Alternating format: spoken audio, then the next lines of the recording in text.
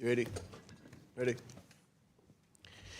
The hearing of the Committee on Oversight and Government Reform will come to order. I want to welcome everyone here today. Without objection, the chair may declare a recess at any time. I now recognize myself for the purpose of making an opening statement.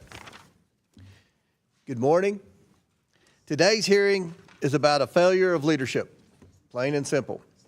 For years, Governor Tim Walz and Attorney General Keith Ellison presided over one of the most extensive breakdowns of oversight this committee has ever examined. Billions of taxpayer dollars were stolen from social service programs while warnings piled up, whistleblowers spoke out, and state officials chose delay and denial over action. Federal prosecutors estimate that as much as $9 billion may have been stolen from just 14 Medicaid programs administered by the state of Minnesota. Those programs have cost taxpayers more than $18 billion since 2018, and investigators believe that half or more of that spending may have been lost to fraud. And that did not happen overnight. As our investigation has shown, it happened because state leadership failed repeatedly to intervene. Governor Walz has claimed his administration addressed fraud, and I quote, very early, unquote. But that claim does not hold up to the facts. His administration kept payments flowing. In January, the first hearing of this series, we heard from Minnesota state representatives who made clear this fraud was not hidden. It was known, documented, and repeatedly brought to the attention of state leadership. In case after case, state agencies identified red flags and received warnings from auditors and employees, but continued to send money out the door. Not because they lacked authority to intervene, but because they feared lawsuits, bad press, and political backlash. While Governor Walz hesitated, taxpayers lost billions. Attorney General Ellison has likewise claimed his office was aggressively holding fraudsters accountable, but when his statements were tested against the record, they fell apart. In the Feeding Our Future case, Governor Walz and Attorney General Ellison publicly suggested that courts forced the state to continue payments. The judges in that case took the extraordinary step of publicly correcting them. The truth is the state made a choice once again to keep sending the money out the door. The Feeding Our Future scandal alone involved nearly $300 million stolen from programs meant to feed children during the pandemic. We're talking about fake invoices, meals that never existed, luxury cars, and overseas investments, all paid by the American taxpayer. Today, dozens have been convicted. The fraud was real, the warning signs were obvious, and state leadership failed to act. The same pattern repeats across Minnesota's social services system. In the Child Care Assistance Program, providers racked up dozens and in some cases more than 100 violations and still collected millions. Facilities shut down and reopened the same day under new names at the same address. This went on for years. Housing Stabilization Services, a program expected to cost $2.6 million annually, exploded to over $100 million a year. Federal prosecutors have described it as, and I quote, easy money. Providers billed services never delivered while the Walz administration failed to intervene until federal agents showed up. And when state employees tried to stop this, they were silenced and retaliated against for even daring to notice the fraud. We have spoken with over 30 whistleblowers, many of them current employees and Democrats, who say they were ignored, retaliated against, and even surveilled for raising concerns. Instead of protecting the whistleblowers, the Walz administration protected the system that enabled the fraud. We are taking oversight of fraud seriously, and today I hope the Democrats will do the same, but their track record is not promising. We followed up with the whistleblowers when state leaders ignored them. Republican staff spent 36 hours and 46 minutes in 9 transcribed interviews with current and former Minnesota state officials. Democrats, however, only asked 3 hours and 14 minutes worth of questions. That's inexcusable and frankly embarrassing. Taxpayers deserve better. We are working with the Trump administration, which is taking a whole-of-government approach to stop fraud before money is stolen. What we've uncovered in Minnesota is not a paperwork error or a few bad actors slipping through the cracks. It is sustained failure of leadership. Governor Walz and Attorney General Ellison were warned repeatedly. Auditors raised red flags. Employees sounded alarms. Invoices didn't make sense. And still, the money kept flowing. While state officials hesitated, billions of taxpayer dollars were stolen from programs meant to serve children, the disabled, and families in crisis. While whistleblowers were silenced, fraudsters got rich. Accountability shouldn't begin only after federal prosecutors step in and clean up the damage. Accountability should compel leaders to act, and here they did not. Today, this committee expects answers, and we expect an explanation for why it took federal law enforcement, not state leadership, to finally turn off the spigot. Before we proceed, I'd like to ask unanimous consent to enter the committee's interim staff report titled, "The Cost of Doing Nothing, How Tim Walz and Keith Ellison Fueled Minnesota's Fraud Explosion," into the record. Without objection, so ordered. And with that, I now yield to Ranking Member Garcia for his opening statement. Thank you, Chairman Comr. I want to thank, of course, the governor for being here today, the Attorney General as well, and to Reverend Tolgaard. Thank you so much for being here. I especially, though, want to thank the Minnesotans that I know have traveled here to be with us today to witness this hearing, but also in solidarity of the horrors and terrors that are happening, not just in Minnesota, but that have happened across the country. Now, we look forward to hearing directly on what life in Minnesota has been like thanks to the Trump administration's actions. And the truth is that Donald Trump and Republicans have cut billions of dollars from health care and food assistance. That is a reality. Instead, with that money, they have used it to hire officers who are now terrorizing cities and killing Americans. That's where our taxpayer dollars have gone. We've taken from food assistance, we've taken from health care, and we superfunded terror on American streets. Now, Donald Trump has unleashed chaos against innocent Americans and across Minnesota, and we're going to talk about that today. Terror that has actually impacted real families and kids like Liam Ramos, who have been used, as we know, as bait. And we all know Liam's story really well. The reality is American citizens, innocent kids, people have been brutalized and ripped away from their families. They've been thrown into detention centers with horrible conditions that people are literally dying in these centers. Peaceful Americans have been killed by federal officers and agents and labeled them as domestic terrorists or assassins by their own government. Where is the hearing and the outrage for those actions? Now, Alex Preddy, as we all know, a VA nurse, was peacefully exercising his First and Second Amendment rights when he was pepper sprayed, tackled, disarmed, and then shot repeatedly in the back. Renee Good, a mom who told an officer, and I quote, "I'm not mad at you," end quote, was shot dead just moments after. And this pattern of violence and lawlessness we've seen, of course, all over the country. Now, our committee and Democrats have documented over 590 cases of suspected misconduct by President Trump and Kristi Noem's immigration and enforcement agents across the country, not just in Minnesota. There's been 240 incidents of violence or concerning use of force, and 181 have involved United States citizens.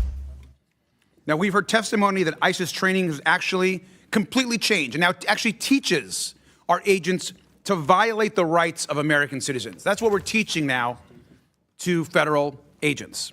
And this is just the tip of the iceberg. DHS and ICE are out of control and must be held accountable by the Congress. Now, Oversight Democrats have been partnering to hold hearings to investigate these abuses, to hold DHS Secretary accountable, Stephen Miller, Greg Bovino. And make no mistake, this is Donald Trump's personal police and military force he is unleashing on American streets. Now, the hearing that we have today is going to build on those investigations.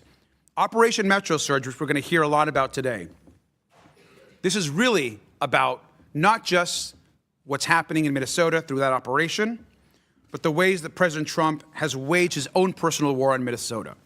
Instead of improving systems, of course, we're talking about fraud, according to our Republican colleagues. But instead of improving systems to prevent future fraud, Trump's also cut off $259 million in Medicaid funding to the state. He's threatened federal food aid for 600,000 Minnesotans, including 200,000 kids. President Trump has tried to use fraud as his excuse for all of this. But what's really happening is violence, terror, death, destruction, and ripping away services from those that need it. You don't fight fraud by issuing presidential pardons to fraudsters.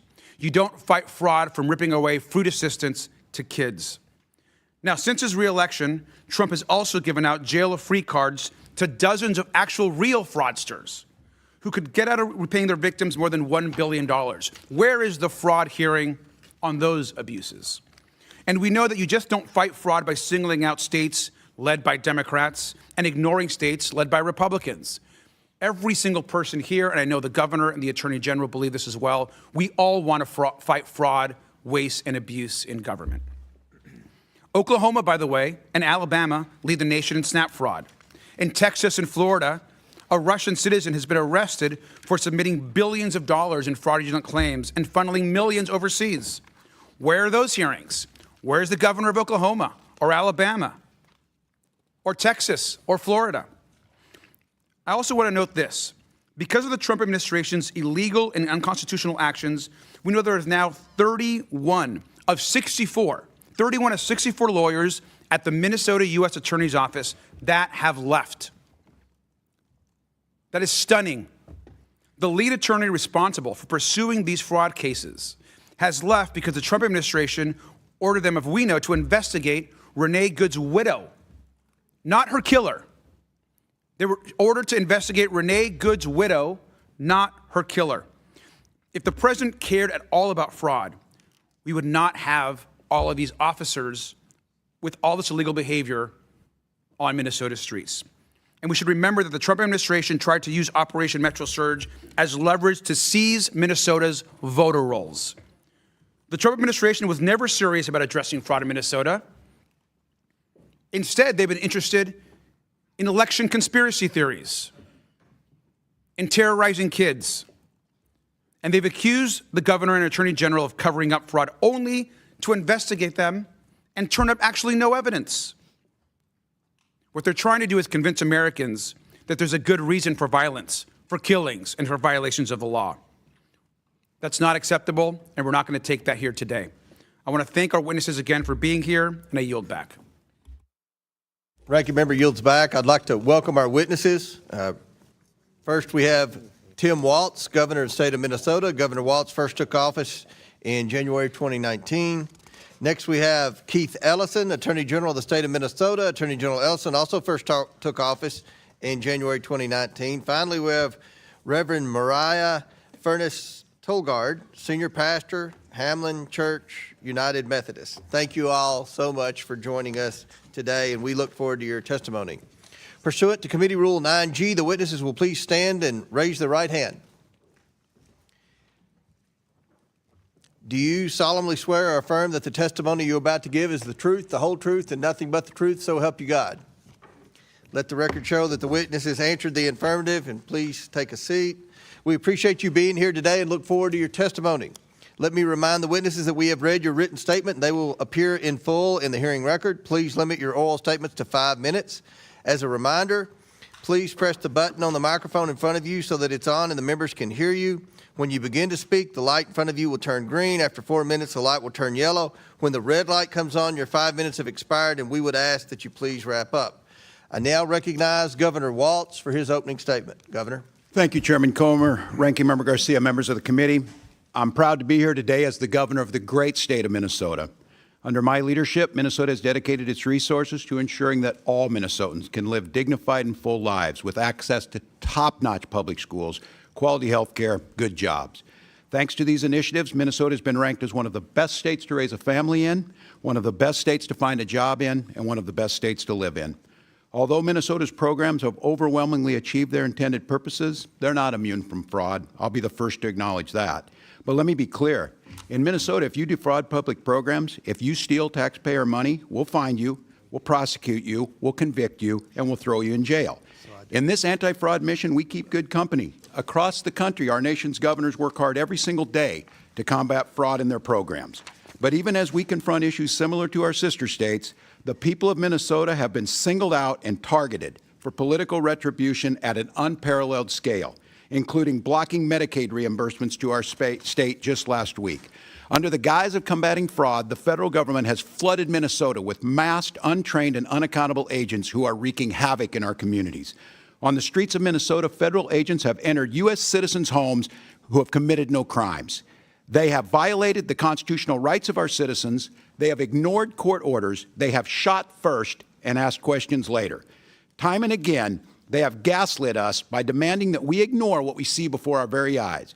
But the American people are not so easily fooled. The image of this brutal campaigner seared into our collective memory. The fragile innocence of the 5-year-old boy in a bunny hat being led away from his family. The maddening cruelty of a barely clothed man, a U.S. citizen, being dragged from his house in the dead of winter. The sheer devastation we feel of seeing the lifeless bodies of Renee Good and Alex Preddy. Long after the federal government's agents of chaos pack up and leave, and long after the fraudsters whose name this hearing was supposedly called are prosecuted and imprisoned, the good people of Minnesota will still be picking up the pieces from these senseless acts of cruelty and violence. As we forge ahead, I hope Minnesotans will remain grounded in a sense of justice, a sense of right and wrong. We know that the way to deter crime is to pursue offenders regardless of who they are, not to pardon them because of who they know. We understand that a key to keeping our people safe is to allow prosecutors to uphold the law, not to punish them for refusing to violate it. And we appreciate that public trust comes from building common sense anti-fraud safeguards into our programs, not by tearing down established norms. I've been invited here today to talk about how Minnesota pursues these objectives, and I hope we can have a conversation about how to strengthen program integrity in every state in the nation. A single taxpayer dollar wasted on fraud is a dollar we can't tolerate. That's why, as governor, I have taken decisive action. I appointed a head of program integrity to oversee statewide anti-fraud efforts. I created the position of Inspector General at the Minnesota Department of Education. At the Department of Human Services, I ordered data-driven reviews and, where appropriate, corrective action against providers. I've directed my administration to work with our partners in state, federal, and tribal law enforcement to make sure that fraudsters go to jail. Our cooperation with the FBI and the Department of Justice have led to serious criminal charges for over 75 individuals. Most importantly, year in and year out, and long before Minnesota programs were featured on right-wing social media, I've worked with the Minnesota legislature to give state agencies the authority they need to take action based on red flags when they discover them. There's undoubtedly more to do. We'll continue to do the important work of combating fraud, but as we do so, we're going to remain true to Minnesota principles. We will feed our hungry children. We will help the poor afford health care. We will assist people with disabilities while also keeping fraud in check. We'll demonstrate our decency, our integrity, and never yield to political scapegoating, particularly of our most vulnerable communities. In these extraordinarily trying times, the people of Minnesota have come together to show the world their values. I'm proud and honored to be their governor, and I look forward to today's questions. Thank you, Governor. We now recognize Attorney General Ellison.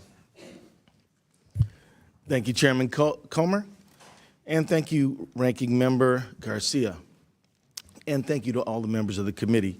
My name is Keith Ellison, and I have the honor of serving as Minnesota's Attorney General. You have invited me here today to speak about the topic I feel very strongly about, fraud enforcement.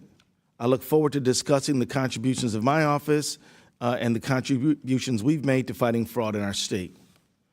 Fraud in government programs is reprehensible. It takes food from the tables of the hungry. It takes shelter from those without it. I have worked every day as Attorney General to hold fraudsters accountable, and I'm proud of our record. We've won 300 Medicaid fraud convictions, more than any other state of similar size, and recovered over $80 million for Minnesota taxpayers. We've returned tens of millions of dollars to victims of consumer fraud in Minnesota. Since 2019, our Charities Division has resolved over 50 investigations and dissolved 17 sham nonprofits. It's important to note that under Minnesota law, my office has limited jurisdiction over criminal matters. The only kind of criminal case we can prosecute all on our own is Medicaid fraud. Any other kind of criminal case must be referred to us by county attorneys. Still, we've punched above our weight where we do have criminal jurisdiction. I'm proud of that. Over the past 6 years, my Medicaid fraud control unit has ranked 5th in the nation in fraud convictions. Last week, I urged the state legislators to pass a bipartisan Medical Assistance Protection Act, which would give us additional resources to prosecute Medicaid fraudsters. Where fraud occurs outside of our jurisdiction, my office has and will continue assisting our local and federal partners. When our help is requested, we support our 87 county attorneys in Minnesota, and we regularly coordinate with federal investigators and prosecutors to combat fraud. That type of collaboration between enforcers at all levels of the government is essential in this fight. And that is why, if we are to discuss law enforcement efforts in Minnesota, we cannot ignore the devastating effects of Operation Metro Surge. As you know, the Trump administration, on the pretext of fighting fraud, unleashed over 3,000 masked, armed agents on the streets of Minnesota. And as a result, 2 U.S. citizens were killed by federal agents, Renee Good and Alex Preddy. Federal law enforcement still refuses to cooperate with us in investigating their deaths. Young, innocent children were detained and traumatized. Schools and businesses were forced to close, costing countless families their jobs, their livelihoods, their education, and costing our state hundreds of millions of dollars in economic damage. Operation Metro Surge did nothing to address fraud in our state. It harmed our economy, it scarred our people, and it dealt a devastating blow to fraud enforcement in Minnesota. As a result of Metro Surge, federal prosecutors' efforts to fight fraud in Minnesota have suffered a major setback. In the U.S. Attorney's Office, 6 high-ranking attorneys resigned because of the Department of Justice pressured them to investigate Renee Good's grieving widow. 8 more prosecutors then followed. The remaining staff should be spending their time prosecuting fraudsters and criminals. Instead, they are drowning in immigration-related petitions resulting from Operation Metro Surge.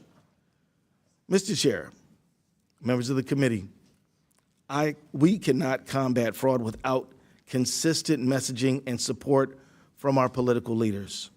All sides, Republicans and Democrats, the federal government and the states, must work together if we are going to win the fight against those who would steal from the public.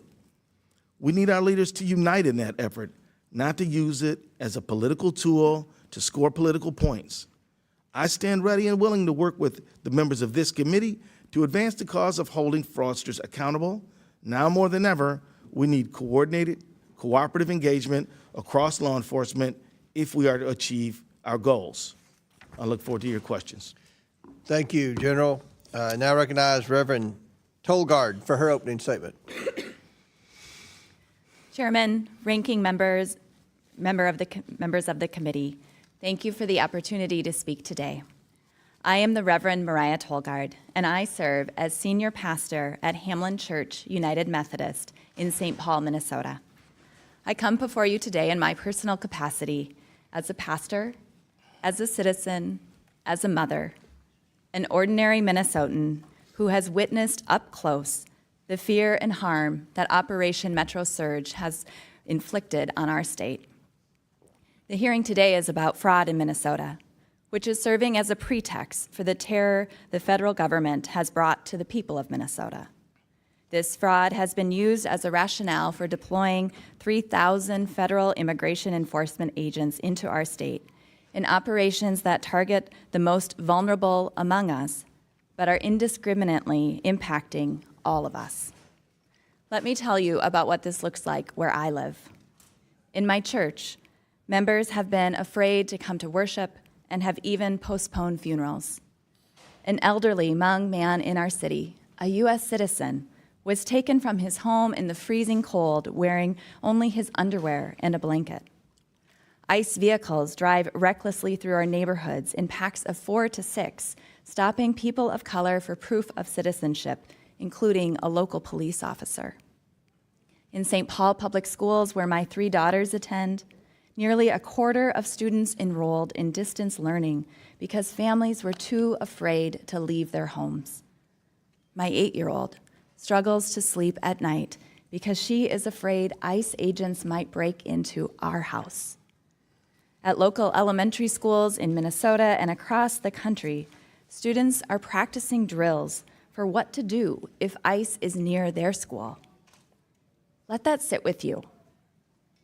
American children are now practicing 2 kinds of drills at school, one for an active shooter and one to protect themselves from their own government. That is not security.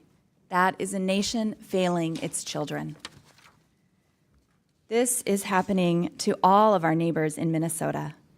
Every Minnesotan has stories that will stay with you, from hearing of someone hiding in a walk-in cooler or the back room when ICE stormed into their workplace, to friends and family members being followed when dropping off their children at daycare.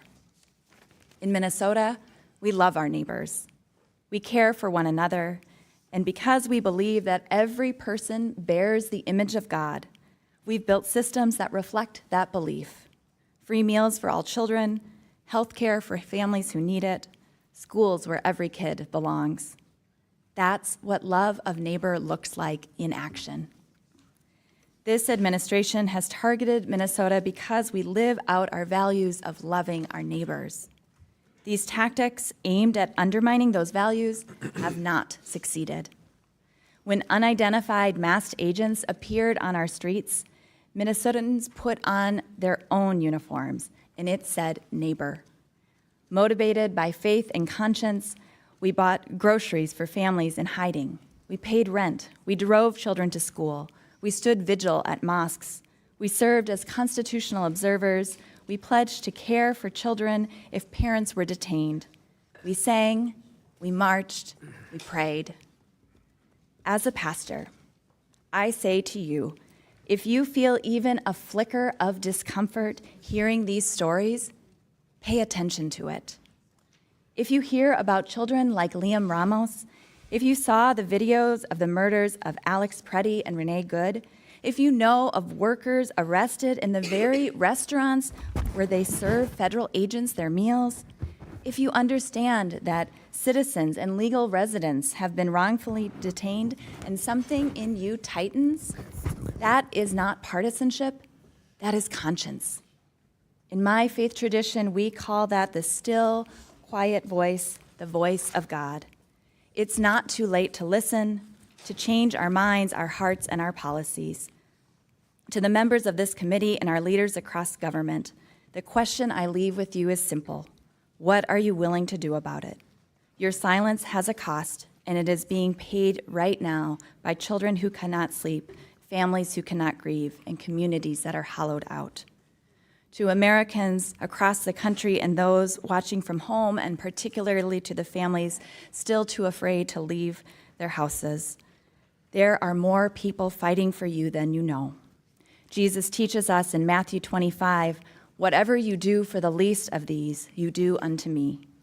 History will tell its story about us, but long before then, our own souls will know whether we stood with them or turned away. No nation can build a true future on the terror of its own people. Security built on fear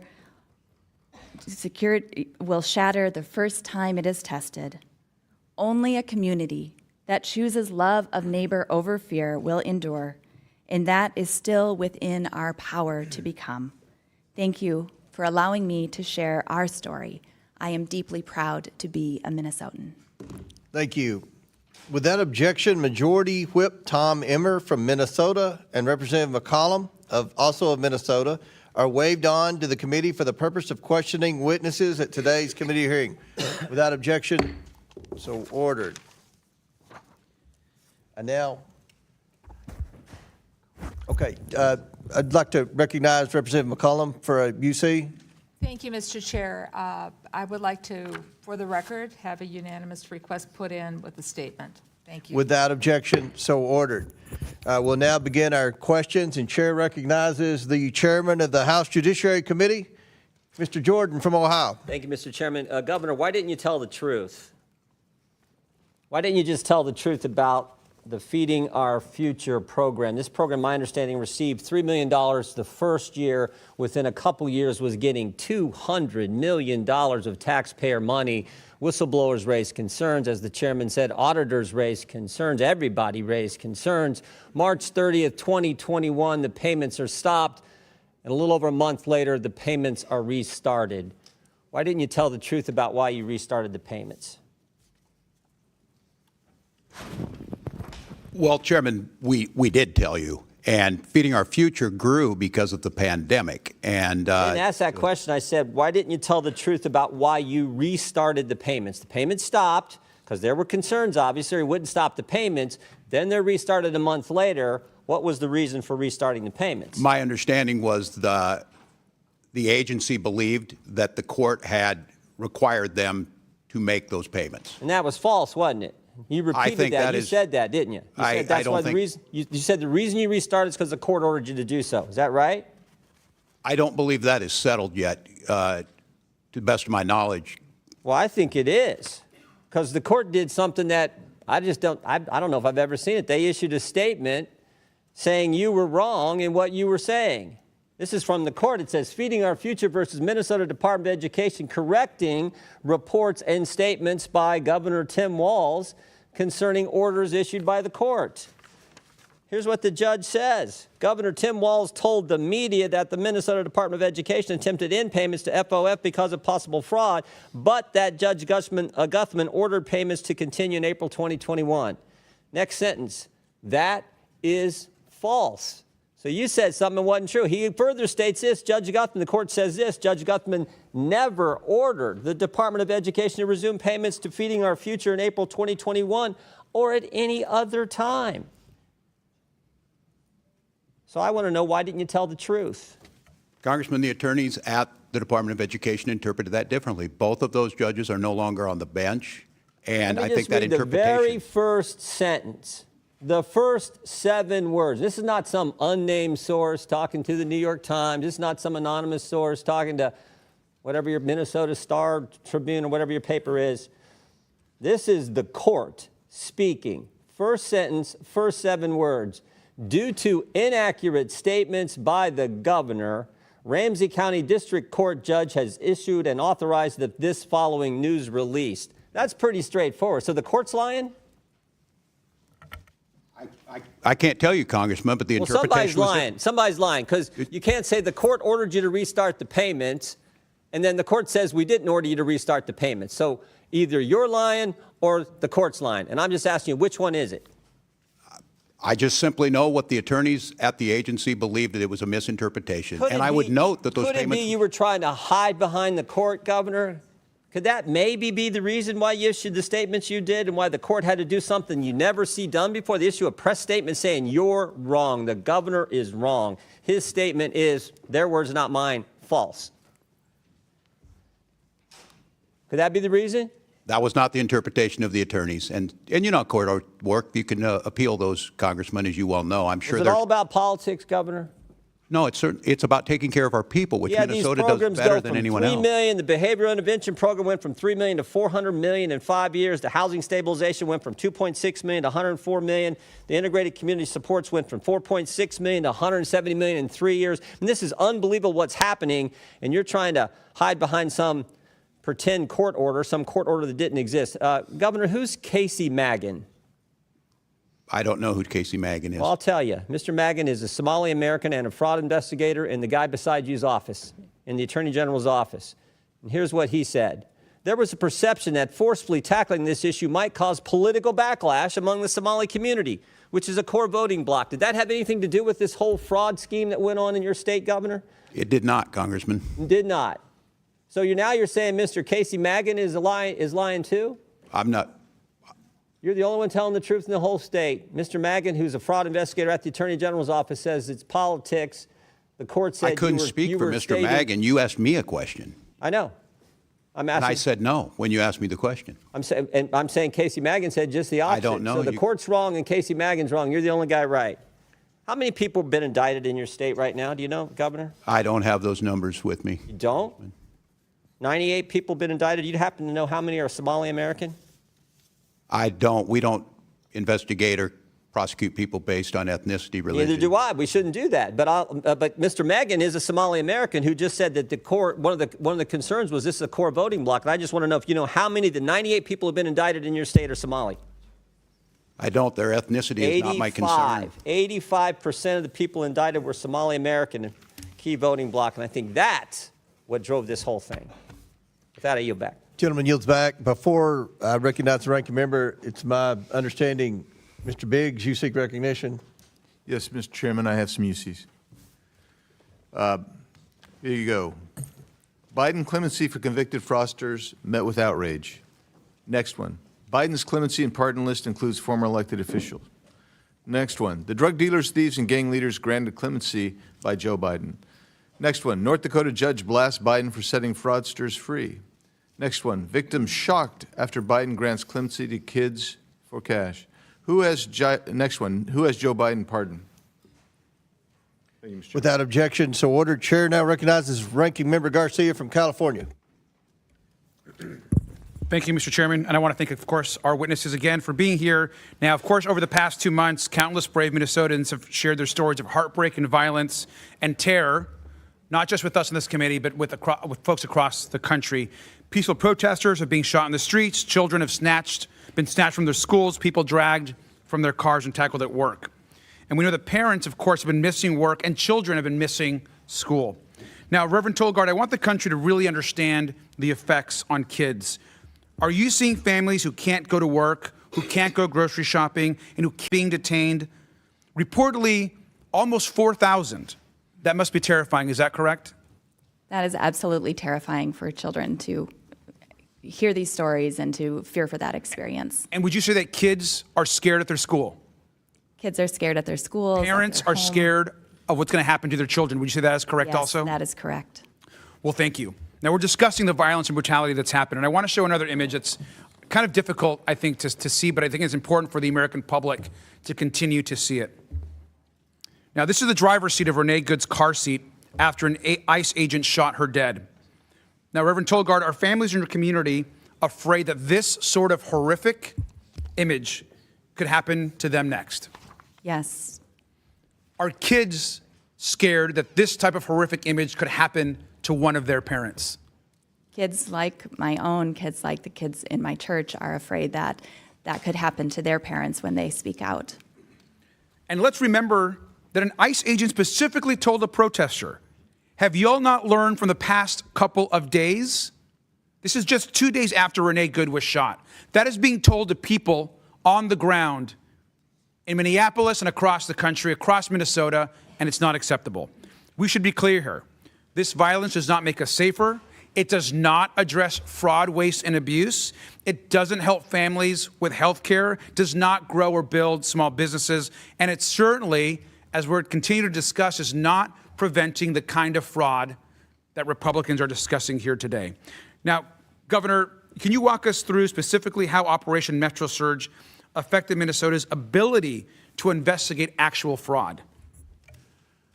Well, thank you, Congressman. Well, first of all, as I've said, we've been partners with the federal, our federal partners, whether that be the FBI or be the U.S. Attorney's Office, which I will note was one of the premier U.S. Attorney's Office, regardless of who they were appointed by.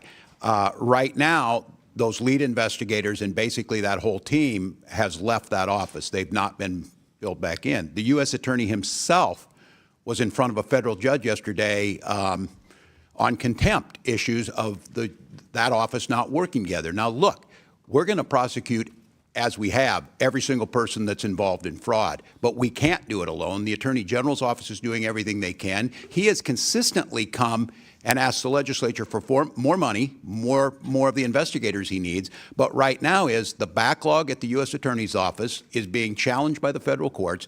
It makes it more difficult for us to get those cases over to them. But the good news is the Minnesota Bureau of Criminal Apprehension is continuing to do those. We got a conviction this week. Those are things that'll continue on. And while we need to put in all the safeguards, we need to, as you heard the Attorney General's opening statement, if we partner together in this, our chance of defeating this fraud is that much higher. But right now, it's stymied. There's no investigators over there. There's no U.S. attorneys. The FBI has been decimated, and it's very difficult. And that right there, the American public needs to hear. I mean, it's completely outrageous what's happened to those that are actually trying to take on fraud in Minnesota and across the country. Those offices have been decimated, and there's no support. Not acceptable. And Governor, finally, there appears to be actually no evidence that ICE and DHS reign of terror in Minnesota that continues has actually prevented any fraud. Is that your assessment, sir? That's correct. What you saw on the streets didn't do anything to it. And we've actively asked, if you have folks who can help us, if you have folks who are good at the forensics, if that can help us do this, we want you there, as we have for the last 7 years that I've been governor. We partnered together and convicted people. Thank you. And with that, I also, just for the record, want to introduce our report as well. Today, the Democratic staff released it as well as far as it relates to this hearing and Operation Metro Surge. So thank you, Mr. Chairman. Without objection, so ordered. Chair now recognizes our Majority Whip, Representative Emmer from Minnesota. Thank you, Chairman Comr, and actually thank you, Governor Walz and Attorney General Ellison, for appearing before the committee today. Gentlemen, let's see if we can agree on at least one thing today. Today's hearing is titled Oversight of Fraud and Misuse of Federal Funds in Minnesota. Can we agree that this fraud is a serious thing, Governor Walz? Yes or no? Can we agree on that? Yes, any fraud is serious. Thank you. Because it's interesting that you and I agree that it's a serious thing, considering the man sitting next to you, your Attorney General Keith Ellison, just 2 months ago said, quote, "This is a political matter. This is not a serious thing," end quote. Attorney General Ellison, is there an organized crime ring operating in Minnesota?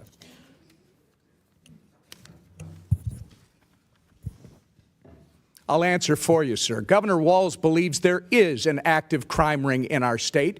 In October, the governor said, quote, "We've got an organized crime ring in Minnesota. I think it's been going on for years."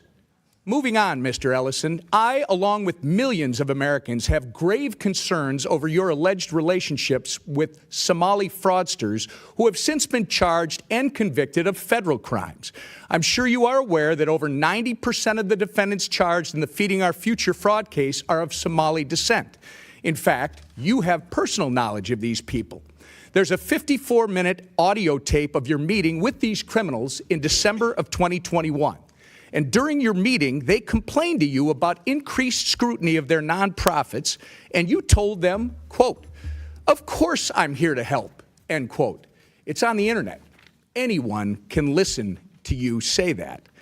Since then, you claim you were not aware of their crimes in the $250 million Feeding Our Future scheme, the largest pandemic fraud case in the nation.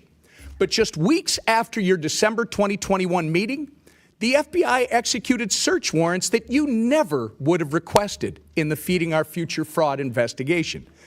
Now let's fast forward to September of 2022, 10 months after you met with the Somali fraudsters.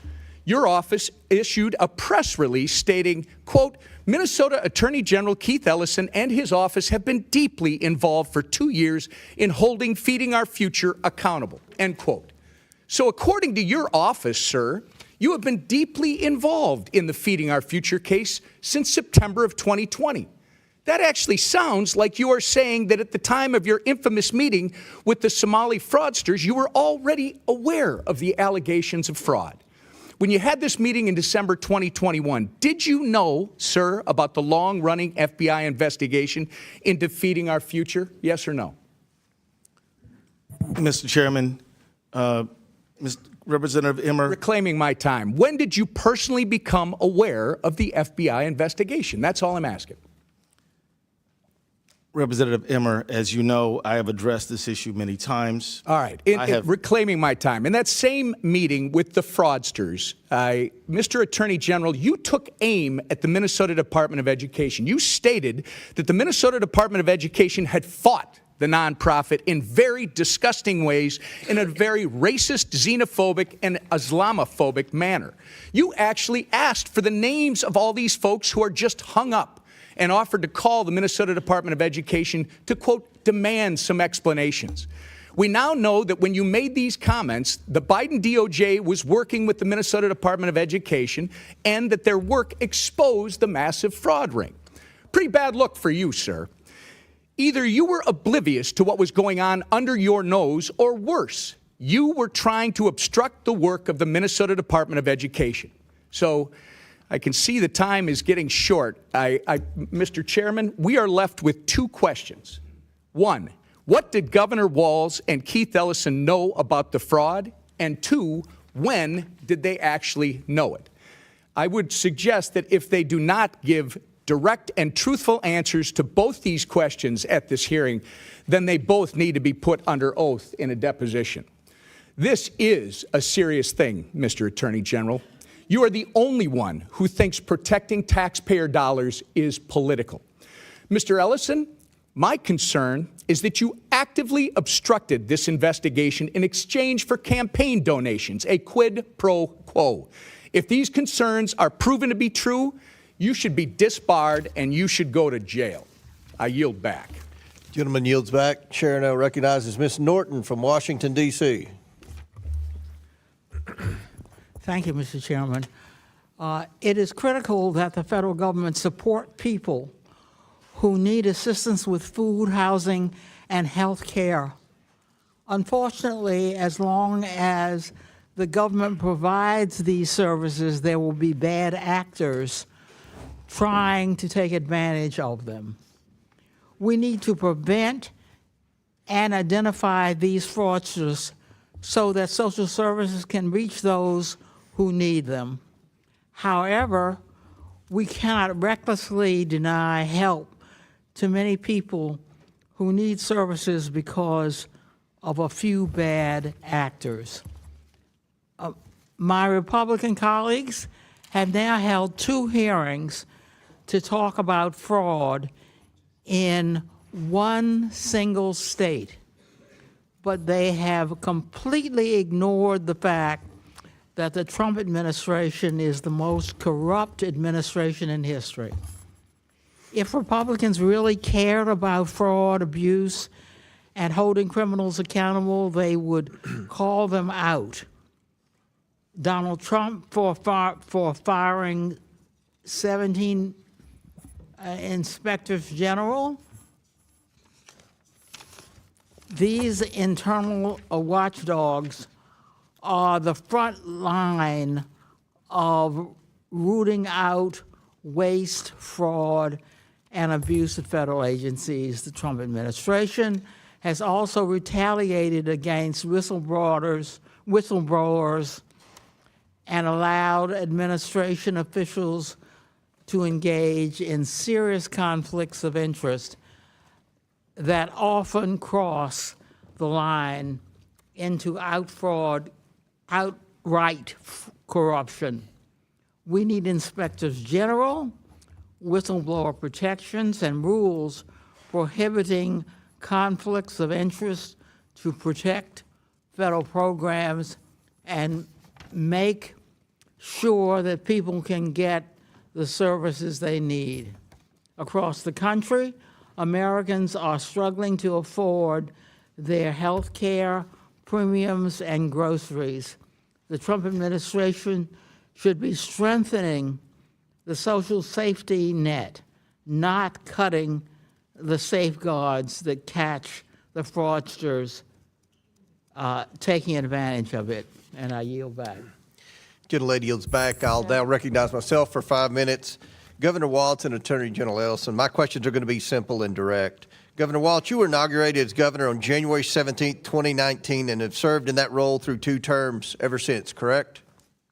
That's correct, Mr. Chairman. During the time period 2019 and 2020, while you were serving as governor, isn't it true that state auditors and officials raised concerns about fraud and vulnerabilities in programs overseen by your administration?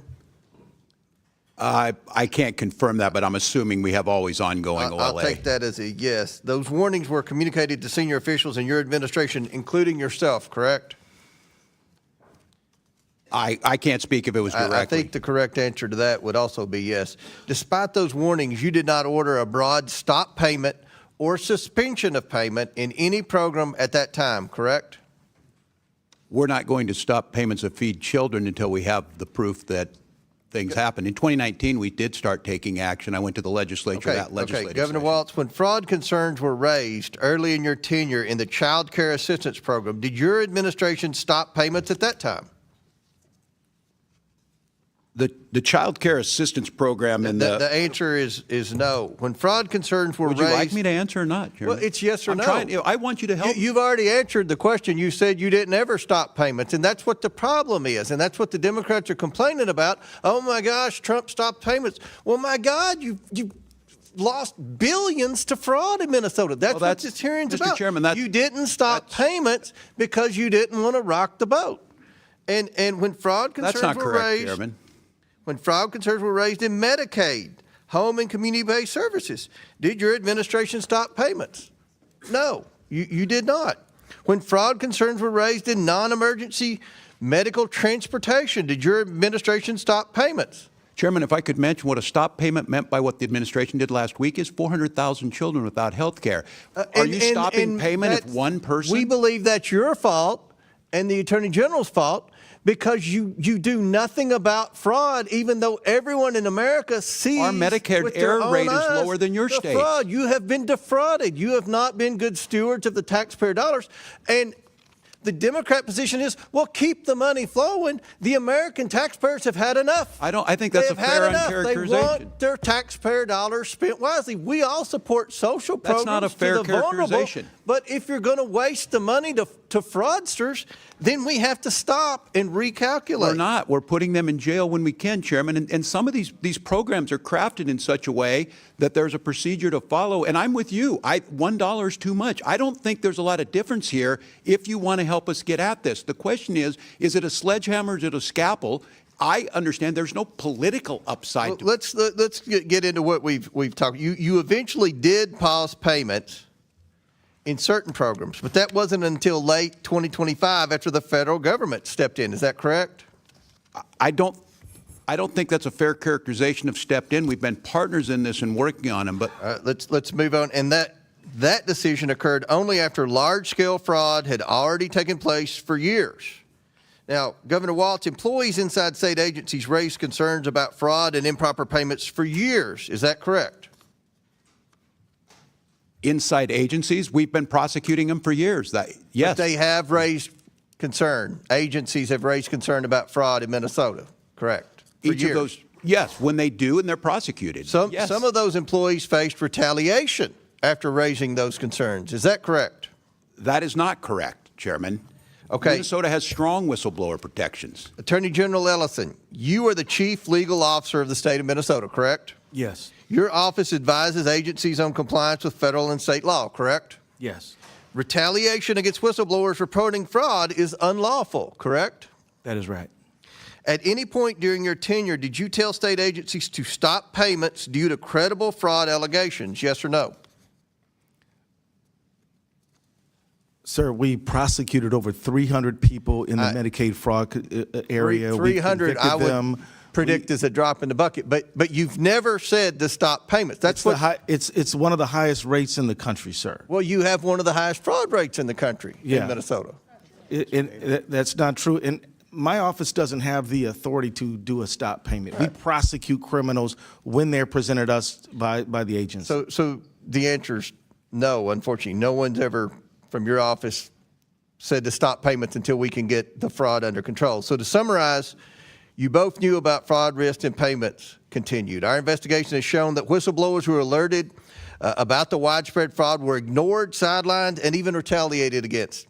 Only after federal authorities ultimately stepped in did you take any action. It's not this committee's responsibility to decide guilt or dole out punishment. But it's clear there was a massive failure of oversight and, quite frankly, a failure of leadership. One wonders whether either of you should bear some personal responsibility for the billions of dollars siphoned off by fraudsters under your noses in the state that you led. Again, this isn't for the committee to decide, but based on your answers today and apparent failure to take any responsibility, still the answer to that question has become abundantly clear. And now Mr. Chair, I seek unanimous consent to enter items into the record. All right, before I recognize Mr. Lynch, Ms. Randall, you have a UC? Thank you. I ask unanimous consent to enter into the record a November 12th, 2025 article from ProPublica entitled How Trump Has Exploited Pardons and Clemency to Reward Allies and Supporters, which shows President Trump rewards those in his good graces. I also seek recognition to insert into the record a Washington Post article from December 19th, 2025 entitled Trump's Pardons Wipe Out Payments to Defrauded Victims, which shows that President Trump lets criminals and fraudsters walk free. And I also seek unanimous consent to enter into the record an article from May 29th, 2025 from ABC News titled Trump's Flurry of Pardons Include Some Without to Campaign objection, so ordered. Contributors. And Ms. Presley, we'll do one at a time. We'll go to Mr. Lynch, then I'll recognize you. Mr. Lynch from Massachusetts. Thank you, Mr. Chairman. Governor, good to see you, my friend. Attorney General Ellison, good to see you again. Reverend, thank you for your willingness to testify before the committee. I want to shift gears here a minute, and I want to focus on ICE. So I was recently asked to serve as the co-chair of the 5 for 26 soccer tournament. It's a global tournament, the largest sporting event in the world. And my home city of Boston has been asked to host a lot of the games. In Boston, we'll host teams from Morocco, Ghana, Bolivia, Iraq, Scotland, France, England, and Suriname. We'll also host over 3 million foreign national visitors who are coming into Boston for these tournaments. And we recently learned from the Trump administration that ICE will play a key role in the security operations during those games. So we've got all these people flying in, foreign nationals, a lot of different countries, South America and elsewhere. Governor, since you've had direct and relevant experience on dealing with the Metro surge and the security operations of ICE, I was interested in getting your thoughts and your observations and any recommendations you might have to help us with confronting our experience or what we expect to see during these games with ICE coming in as well as so many foreign visitors. Well, as I think the world saw, and don't take my word for it, take professional law enforcement across Minnesota and across the country, the most unprofessional, aggressive force that I think you could imagine. And I was here in front of this committee and answered all your questions on June 12th. And I warned this committee what a masked group of folks turned loose in an American city could do. And if I'm not mistaken, I said someone could get killed doing this. And I just want to be very clear about this. When Tom Homan had to come in to clean up the mess of Secretary Noem and Greg Bovino, Secretary Homan himself acknowledged Minnesota follows the law, exactly as I told you in this committee. So my advice to you, Mr. Lynch, is to get very public, upfront commitments from these folks. While I disagree with Mr. Holman's views on many things, he's at least professional enough that he pulled the leash back and pulled these folks out of Minnesota after, again, misrepresenting the number of people they were detaining, misrepresenting before he got there exactly what Minnesota did. And I'm just going to name it on accountability. The Secretary of DHS, being chastised by Republican senators, added insult to injury to Minnesota, pouring salt in the wounds of the parents of Alex Preddy and Renee Good's family by not even apologizing or acknowledging. And if you want accountability, for one of the times, as far as I know, the attorneys know better, we are not being included in the investigation. And the actions that were taken of a gentleman who was shot in the leg was the night that Kristi Noem called me a domestic terrorist and said that this gentleman was attacking federal agents. Well, now we know the story. They lied. They are now under investigation, they being the federal agents. So look, I'm with you. I want your help on fraud. Why would I not want money to go to the programs I care deeply about, feeding people, clothing people, housing people? But what ICE did disrupted everything that we were doing. It disrupted our federal partners. And it forced our law enforcement agencies, who have worked hard to gain the public trust, to have the public believe in them. So my advice to you is, and especially when the world's coming to see this, let Boston's finest lead. Let the people of Massachusetts lead. Let the 10th Amendment stand for something and allow us to be able to do this. The people of Minnesota will hold us accountable if they don't feel we're doing a good enough job. But to demonize and retribution against a state, in the words of the president, in the words of the vice president, have done nothing. So, Mr. Lynch, the world should be looking forward to coming, but I would get it up front, and I would make sure that Boston's police department are in the lead. Thank you. Attorney General Ellison, we need coordination between law enforcement agencies. This is a big job. What are your views on that likelihood of cooperation from ICE? Well, I hope you get the cooperation that you need. In Minnesota, we don't have a good record of cooperation, which is interesting because so many times in the past, we have had great cooperation between local federal enforcers and local state ones, and we've just worked seamlessly. Nowadays, that has all changed, and that's quite unfortunate. Thank you, Mr. Chairman. I yield back. Thank you for the courtesy. Gentleman yields back. Ms. Presley.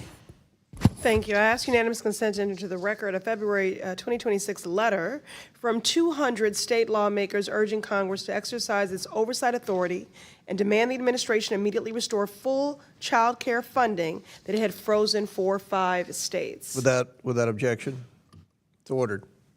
Chair recognizes Dr. Foxx from North Carolina. Thank you, Mr. Chairman, and I thank our witnesses for being here. Governor, you've reminded people that you were here last June. At that time, I reminded you that the Feeding Our Future scam made Minnesota ground zero for the largest COVID-19 fraud scheme in the nation. $250 million in federal taxpayer funds were taken out of the mouths of hungry children, and as the FBI noted, they were, quote, funneled into luxury homes, cars, and lavish lifestyles while families struggled. You assured me then that you wholeheartedly supported the federal government's effort to bring those responsible to justice. I appreciate your sentiment, but a person's actions matter more than their words. Governor Walz, when did you first become aware of the fraud in Feeding Our Future? A specific date, please. Well, Congressman, it's good to see you. And having served in your job for 12 years, I can tell you my job is a little different as governor. For 7 years, I take a lot of meetings. I certainly wouldn't specifically state, but I think during that pandemic, I think by late 2020, we started to see the irregularities. They were flagged. And I will note that we cooperated. State officials were aware of the fraud in early 2020. So you're asking when I, in my office, the governor became good, and I don't have a specific date. But what I would say is we provided witnesses, documents, the U.S. Attorney and the FBI, and 79 of those people have been prosecuted going back to 2022. Okay. Well, when I was chair of the Committee on Education and Workforce, I issued you a subpoena in September 2024 because you and your administration were not forthcoming about how your administration, quote, failed to identify what has been described as the largest pandemic fraud in the nation, end quote. In September 2024, you were aware of the Feeding Our Future fraud and your administration's handling of it, correct? Yes or no? 2024? Yes, by that time we had already put people in jail and had extensively investigated. This committee has testimony that the Minnesota Department of Education briefed your office about the Feeding Our Future's draft lawsuit and litigation hold on April 28, 2020. Let me jog your memory. Is that correct? I can't speak specifically to that. And if it's it was April 2020. That means Feeding Our Future received a total of over $200 million in federal funds after you and your administration knew about the fraud concerns. Why didn't you stop sending money to Feeding Our Future as soon as the fraud concerns were raised? Congressman, is following the program, we notified USGA under the Trump administration's first term. We had notified them, too, because it's a program administered out of USDA, and they were working to work through the process. Didn't you say you were fearful of political retaliation? No, I never said any such thing. I never said any such thing. Well, that's what we understood. You were afraid of political retaliation. So, given the size and scope of the Feeding Our Futures fraud, I think you and your administration would have been on high alert looking for additional fraud in the state. But after seeing the handling of Feeding Our Futures and its $250 million in fraud, it came as no surprise to learn that even more staggering amounts of fraud, estimated at up to $9 billion, were uncovered in the Child Care Assistance Program, the Minnesota Medicaid program, and other programs. How could you allow such massive fraud schemes in your state to get to this point? Congresswoman, we don't see anything by 9 million. Local press and everyone reports it about 300 million. But as I've said, if it's $1, it's too much. But we started in 2019 putting anti-fraud programs forward. After Feeding Our Future, we started going through and making sure every program had the integrity in it that it needed. And that's why you see convictions. That's why you see these programs Why did going it forward. take nearly 7 years for you to get engaged to stop the fraud? 7 years. We started in 2019, Congresswoman. It may be a surprise. If you arrest someone for stealing a car, other people are still going to try and steal cars. What we've tried to do is bring program integrity. But I'll go back to this. We're not going to shut down programs that have things that are going well in it, and we need to find that proper balance. And I've acknowledged that every year we're putting things in place in Inspector General. Governor Walz, you did not do your job. You did not do your job. You did not protect taxpayer dollars. You allowed massive fraud. You and Mr. Ellison allowed massive fraud to go on in the state of Minnesota. And it is unfortunate, as somebody said, that you can't be held personally responsible at this stage of the game. I yield back, Mr. Chairman. Gentlelady yields back. Chair now recognizes Mr. Krishnamurti from Illinois. Thank you, Mr. Chair. Governor Walz, you've seen firsthand the brutal excessive force used by ICE and CBP agents in Minnesota. Unfortunately, we saw the same tactics employed in Chicago during Operation Midway Blitz. I want to turn now to ICE and CBP's horrific pattern of abuse. Secretary Noem went to our cities ostensibly under the guise of arresting, quote, the worst of the worst. But in Illinois, less than 3% of those arrested during Operation Midway Blitz had criminal histories. In Minnesota, the vast majority of those detained had never been in trouble with the law, correct? I believe that's correct, Congressman. There were also more than 170 cases this year where ICE and CBP detained U.S. citizens. U.S. citizens should never be detained by ICE, correct? That is correct. I would hope we all could agree on that. Well, I hope so too. According to the Chicago Sun-Times, federal agents have pepper sprayed children, including this 1-year-old baby in Chicago. And children should never be pepper sprayed, right? I would hope we could all agree on that, too. They should not. And according to The Independent, CBP agents dragged a 67-year-old U.S. citizen out of his car, breaking his ribs and causing internal bleeding. No person should be subjected to that kind of treatment, right? They should not, Congressman. Attorney General Ellison, let me turn to another topic. In President Trump's second term, ICE has become America's highest funded federal law enforcement agency with a budget of more than $85 billion. If ICE were an army, this budget would make it the 13th largest army in the world. Let's look at where that money has gone. Last year, DHS spent $172 million on 2 private luxury jets for Secretary Noem. I assume you're not aware of a stop payment on that particular payment, right? No, I'm not, sir. Republican Senator John Kennedy yesterday grilled Secretary Noem about a $220 million ad campaign featuring her prominently, including on this horse in front of Mount Rushmore. Secretary Kennedy suggested this was wasteful spending, and I agree. I assume you'd agree with that as well, right? I do. This gross misuse of funds must end now, and Secretary Noem must be held accountable. Not tomorrow, not next week, now. Chicago was ground zero for Secretary Noem's overreach when she launched Operation Midway Blitz. Chicago media reported that ICE and CBP agents had pepper sprayed a 1-year-old baby, shot at a pastor, harassed seniors, tased U.S. citizens, and even killed a person. It's clear that Midway Blitz was never intended to make Chicago safer. In December, ICE and CBP began Operation Metro Surge in Minnesota. Over 3,000 agents were sent to one state. There were military-style raids at child care centers, children kept home from school, adults postponing medical care. In Minneapolis, Renee Good and Alex Preddy, both U.S. citizens, were fatally shot by federal officers. It's clear that Operation Metro Surge was never intended to make Minnesota safer. But this is not isolated to just Illinois and Minnesota.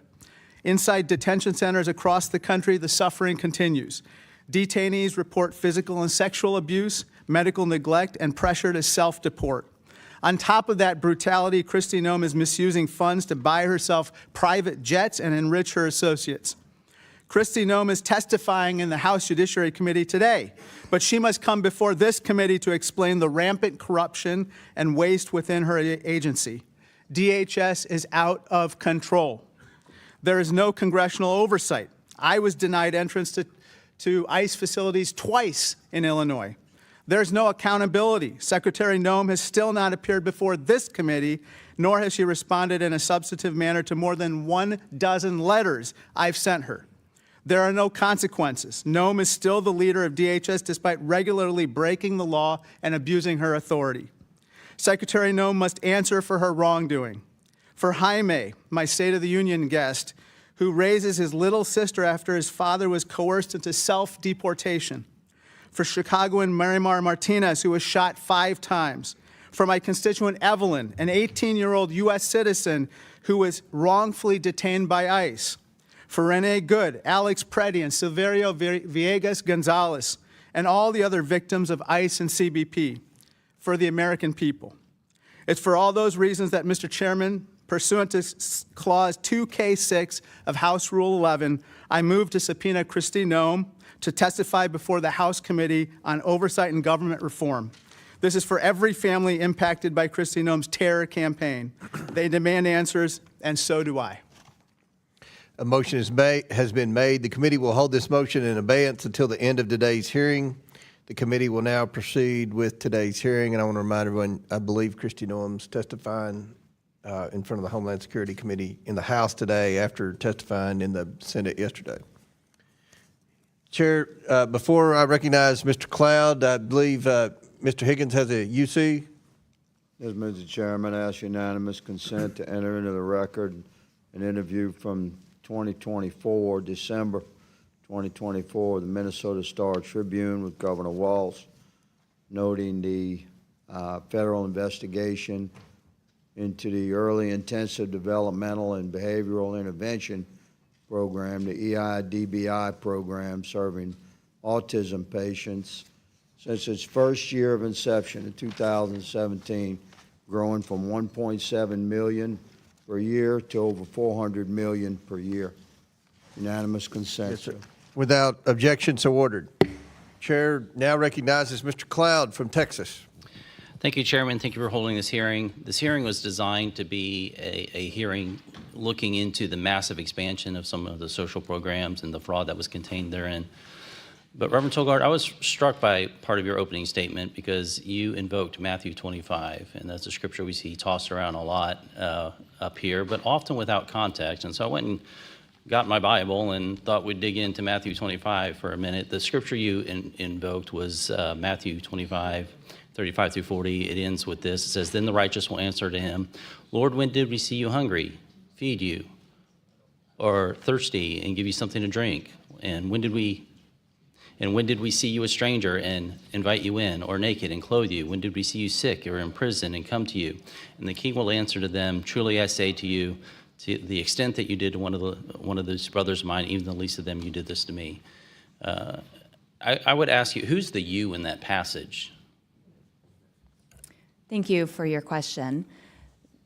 You, meaning all of us, the followers of Christ. Followers of Christ, right. In Matthew 24:3, it says, after Jesus was sitting on the Mountain of Olives and the disciples came to him privately, and then they asked him, that began this whole chapter. Now, what Christ didn't say was to lobby your government. He said, if you have, you give. That's the general biblical principle here.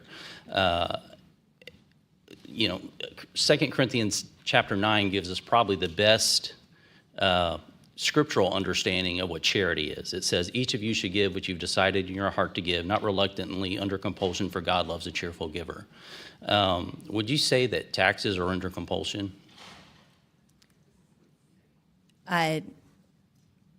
Taxes are not my area of expertise, but But are they given under compulsion? Do you pay your taxes?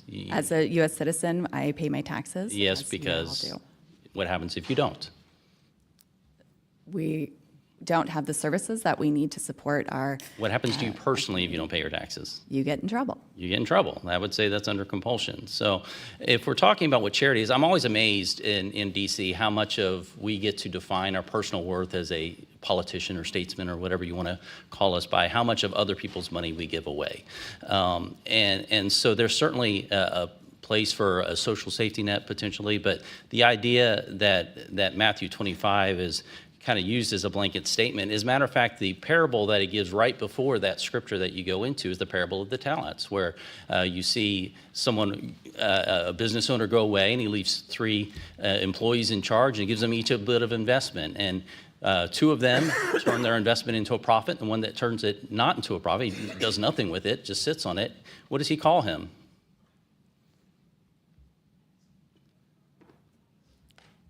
You're a pastor, right? Yes, I am, sir. I don't have. He calls him a wicked and a lazy servant. And so, scripturally speaking, God expects us to do something with what he's given us. Now, Romans 13 talks about the purpose of government. Scripture is replete with, there's different institutions that each have a different thing. The primary job of raising our kids and taking care of our families and the institution of the family. The government has a different one. It says, for the one in the authority is God's servant for your good. But if you do wrong, be afraid. For the rulers do not bear the sword for no reason. They are God's servants to bring agent of wrath on the wrongdoer. Would you say that someone who commits fraud is doing wrong?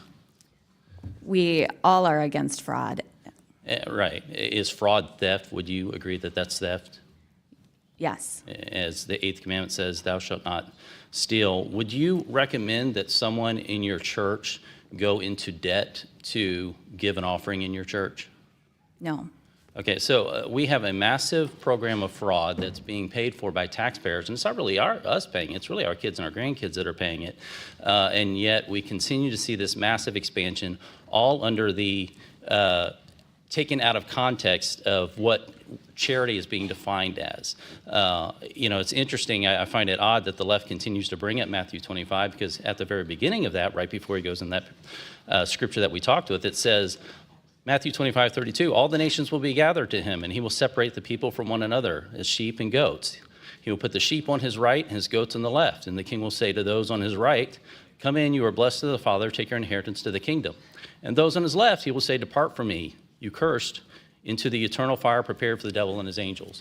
So I would caution those who begin to use Matthew 25 to do so in the proper context, understanding that we have multiple biblical institutions and they each have a purpose. The context here is vast. Mr. Chairman, I'd like to submit the entirety of Matthew 25 into the record. Without objection? Mr. Chairman, I also have a unanimous consent item. Without object, does anyone object to? Thank you. It's a Huffington Post I hadn't article. recognized you yet, Mr. Does anybody object to Mr. Cloud? Without objection, so ordered. Now I'll recognize Ms. Randall. Thank you, Mr. Comr. I'd like to enter into the record an article from the Huffington Post yesterday. Troops being told Trump's been anointed by Jesus to cause Armageddon in Iran. Without objection, so ordered. Well, we do want it. Let's recognize Mr. Khanna, then I'll get Mr. Waukesha. Mr. Khanna from California. Thank you, Mr. Chairman. Governor Walz, when I went to Minneapolis and was at Alex Preddy's memorial, I was struck that by the people there. I expected a lot of folks who were immigrants, and I expected or folks who were children of immigrants who looked brown like me. And there at the memorial were 4th and 5th generation Minnesotans, most of them white Americans, talking about how they faced tyranny, how when they go to church, they were being followed by ICE agents. When they'd go to give a meal to an immigrant, they were being followed by agents. And I just had so much hope for our country seeing them there. And I want to thank Minnesota, as a Californian, as someone who grew up in Pennsylvania, as an American, for their character, for their courage, for what they have modeled in a multiracial democracy. And my question for you, having served as a congressman, a governor, what is it about Minnesota that we can learn? What is it that leads to this kind of inclusive feeling about immigrants in our nation? Well, thank you, Congressman, and thanks for your work on many fronts. Look, I think Reverend Tolgaard summed it up in getting at the heart of this. It's about the neighborliness and the care. And left to our own devices, I'm going to make the case, Minnesota, and by the way, I would remind folks, states have to balance their budgets. We're AAA bond rated, one of the states that's ranked the highest. We have a surplus, and we also have the highest rainy day funds, one of the strongest protections. So we understand fiscal responsibility, but we also understand this caring, this neighborliness. People saw their neighbor. I believe our politics can change with that idea of what the next door neighbor looks like. Now, I will have to tell you, Mr. Khanna, I was deeply concerned last year when the Vice President of the United States mentioned he can understand why people wouldn't want to live by somebody who's not like them, which seems to go against our entire ethos in Minnesota, whether it was the first wave of Norwegian and Swedish immigrants that came to Minnesota, German immigrants like my family, or whether it was Hmong coming after the Vietnam War, or Somali and other East African immigrants to our country. And I think it's this sense of working together. There's a reason that we rank at the top in healthcare. We rank at the top in personal incomes. We rank near the top in home ownership. We rank near the top in happiness. Because this idea that we're all in it together and that we believe everybody should have a chance. So I think it's an ethos, and it gets into our politics on the secular side. I believe as an elected official that I shouldn't give a sermon, but I should attempt to live one. And one of our politicians, Paul Wellstone, talked about we all do better when we all do better. And that's what we do. And I know that is true to a certain degree in other states, but I see folks making the claim that, well, you wouldn't have any fraud if you just cut all these programs, if you just zeroed them out. That is true. If we did not provide food for our children, no one would steal from that program. But there would also be a lot of hungry children. And what I'm asking for and acknowledging the accountability, we need to put program integrity in. So I think it's a neighborliness. I think it's a historical point about caring for your own. And I think it's a clear understanding that if your neighbor does better, you're going to do better. Well, thank you, Governor. And obviously, fraud matters and budgets matter, but what really matters right now in this country are values. And I really appreciate your sharing that. Attorney General Ellison, in the brief time I have, you know, I just want to be clear about Somali Americans, because when I was growing up as an Indian American, anytime someone who was of Indian origin did something wrong, every Indian American was concerned, you know? And I don't think people understand that. If you aren't a minority, how that makes you feel. I understand there were 80 or 90 people who were Somali Americans who were involved in this, but there are 100,000 Somali Americans, at least in Minnesota. And statistically, from all the studies I've seen, it is just factually untrue that Somali Minnesotans or Somali Americans commit more fraud than white Americans or Indian Americans or other Americans. And could you just speak to this, because it is so dangerous? And I don't even think on the other side people are doing that on purpose. But if you aren't an immigrant, if you haven't lived that or a child of immigrants, you don't know what that makes you feel. And can you talk about the Somali experience in Minnesota? You know, the reality is the Somali community in Minnesota has brought great things to our state. They have opened businesses. They've gotten professional degrees. They are great neighbors who volunteer and help their neighbors. They have been a benefit to our state. If you pick out a few people who've done wrong, sure, you can do that, but I can guarantee you can do that in any ethnic group at all in the state of Minnesota or anywhere in America. Thank you. Thank you both. All right, before I recognize Mr. Higgins, I'll recognize Mr. Walkinshaw for unanimous consent. Thank you, Mr. Chairman. And first, I just wanted to make a quick correction. You said Secretary Noem is before the Homeland Security Committee today. That's not true. I'm a member of the committee. She was with us a couple months ago, but she's not scheduled. With that, I ask unanimous consent to enter into the record a September 22nd, 2025 article from Reuters titled "Trump Aide Homan Accepted $50,000 in Bribery Sting Operation," which shows the Trump administration is willing to cover up blatant corruption of its officials. Without objection, so ordered. Chair now recognizes Mr. Higgins for Louisiana. Thank you, Mr. Chairman. gentlemen, ma'am, thank you for being here today. Governor, when you took office, this fraud had already begun. Is that an accurate assessment? That's accurate, Mr. Yes, sir. Higgins. So what we're trying to get our heads wrapped around here as a nation, and we're doing our best as a committee, I'm quite certain on both sides, to just sort of focus our attention on what needs to be focused on. You had massive fraud in the state of Minnesota. And when we started looking into waste, fraud, abuse, and theft across the country, Minnesota surfaced as a wow moment for the entire country. So naturally, you know, we look as a citizenry to, well, who's in charge there? And my old friend, Governor Walz, is in charge. And the truth is fraud had begun before you took office. So it's a reasonable question, Governor. What you're noted in many interviews, I'm not going to go through them ad nauseum. You were aware of this level of fraud and investigations, and yet it seems like nothing was done until the Trump administration reestablished itself in a second term, and we began broad investigations into waste, fraud, abuse, and theft, and Minnesota popped.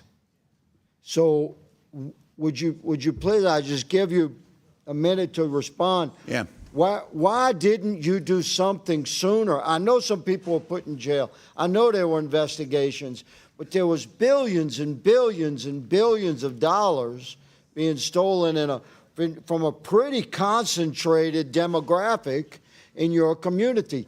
And this demographic is a significant political supporter for you and your party, good sir. So I just ask you, please explain. Yeah. Well, thank you, Mr. Higgins, and I appreciate your question in good faith on this. First of all, the issue of billions, and I'll keep saying this, $1 is too many. That number got thrown around. There's nothing behind it, but I will acknowledge $1 is too much. I will also note the characterization. I would say it's slow. I would say it's slow, but continue. Well, there's nothing to support that, but look, we will pursue it and assume that that's the case. We will still make the changes we need to make. The characterization that nothing happened until the Trump administration came in is simply not true. We worked with them in the first administration where USDA didn't take action, and I think that's documented. The fact is, starting in 2019, I went to the legislature asking for— But you didn't pause payments, Governor. The pausing payments— And the criminal investigation, which I'm running out of time, I want to jump to. The way America sees this, Governor Walz, respectfully, sir, is that this money just continued to flow. There was a high awareness of this waste, fraud, abuse, and theft, like organized crime level theft, and it seemed to be slow rolled, and nobody stopped the money from rolling in. And the money's gone, been remitted overseas.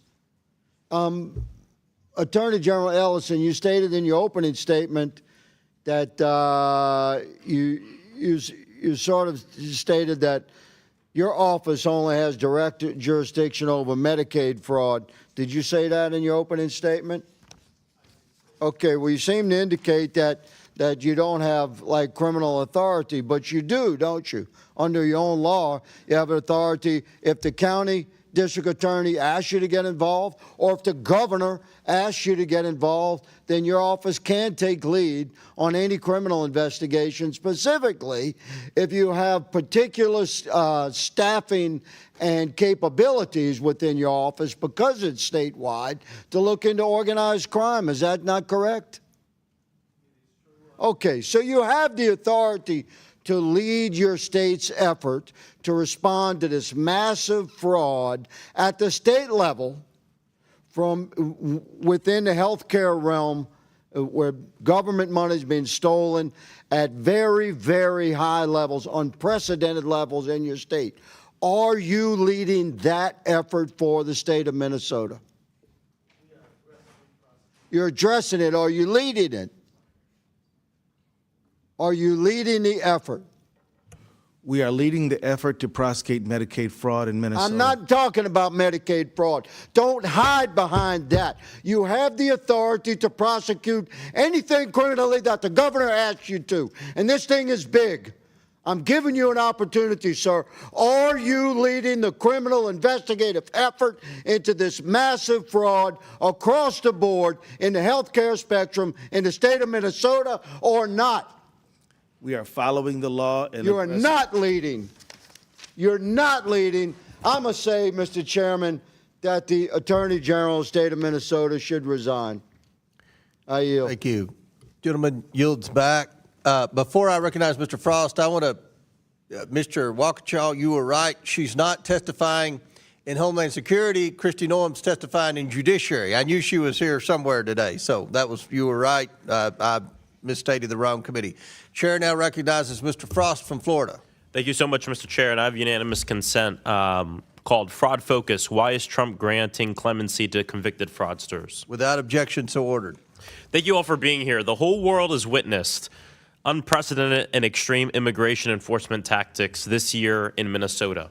After the murder of Renee Nicole Good and before the murder of Alex Preddy, President Donald Trump posted on Truth Social that, quote, the day of reckoning and retribution is coming.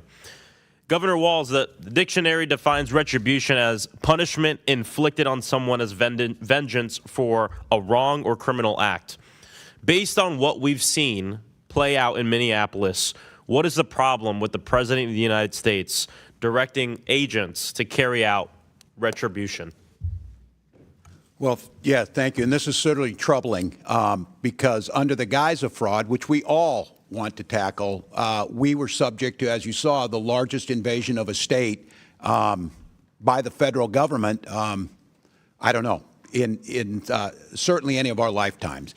And that infliction, to me, we're trying to figure it out. Look, we'll acknowledge, and we're fixing it in Minnesota, but I'm telling you, each of you are going to go back to your state, and if some of you think you want to be governor, you're going to deal with this. And these folks keep moving. The problem is, Congressman, this was about retribution. This was about singling out Minnesota. And I think, I'm going to just name it, I think it's singling out because our state works and it provides things for people and we care and we mind our own business and we respect our neighbors.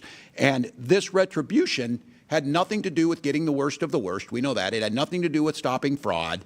And we were subject, we being Minnesotans, for over 10 weeks. And I want to note, just before, and I'll yield back on this, Congressman, I think this is important to note. The gentleman from Illinois noted that Midway Blitz, the damage it did to Chicago. There were 500 agents on the ground in Chicago. Kristi Noem testified yesterday there's still 650 in Minnesota. It is not over. This is not ancient news. This is not looking like everybody moved on. Minnesotans are still experiencing this. It's bad for our communities and makes our people less safe. It's terrorizing our streets. Yes. Reverend, what has been happening in your community when individuals try to record federal agents? Thank you for your question. Individuals who have tried to record federal agents have been told they cannot. They have been asked for taken pictures of their license plates. They have been followed. They have been subject to fear intimidation tactics by ICE agents. And one of the only reasons that really the world knows about what's going on in Minnesota is because of our Constitution and the right to be able to record law enforcement and federal agents. Those videos and the videotapes have been in part the reason why we know what's going on. Trump administration officials have suggested that observing or identifying federal agents is, quote, doxing or, quote, assault. We know federal agents have followed observers to their homes. We know protesters have been pepper sprayed. We know people have been violently detained who were filming them without bystanders having cameras who know how the murders of Renee Nicole Good and Alex Preddy by ICE agents would have been handled by this administration. They have already tried to lie about these murders, even with footage. After Alex Preddy was murdered, Stephen Miller said he was, quote, a domestic terrorist who tried to, quote, assassinate federal law enforcement. Kristi Noem said that he committed an act of domestic terrorism, and the President of the United States said that he was an agitator and perhaps an insurrectionist. Reverend, the last thing I want to get to that I think is really important I grew up in the church, and I used to wear one of the "What Would Jesus Do" bracelets, mainly because I used to curse a little too much when I was little, and then I would like snap myself when I cursed. Either way, nowadays I think less about what would Jesus do, and I think more about what would happen to Jesus in this country. And I just wanted to give you a moment to talk about what you think would happen to refugees Mary and Joseph as they come to our border. Would they be separated from their child? I mean, what does this look like?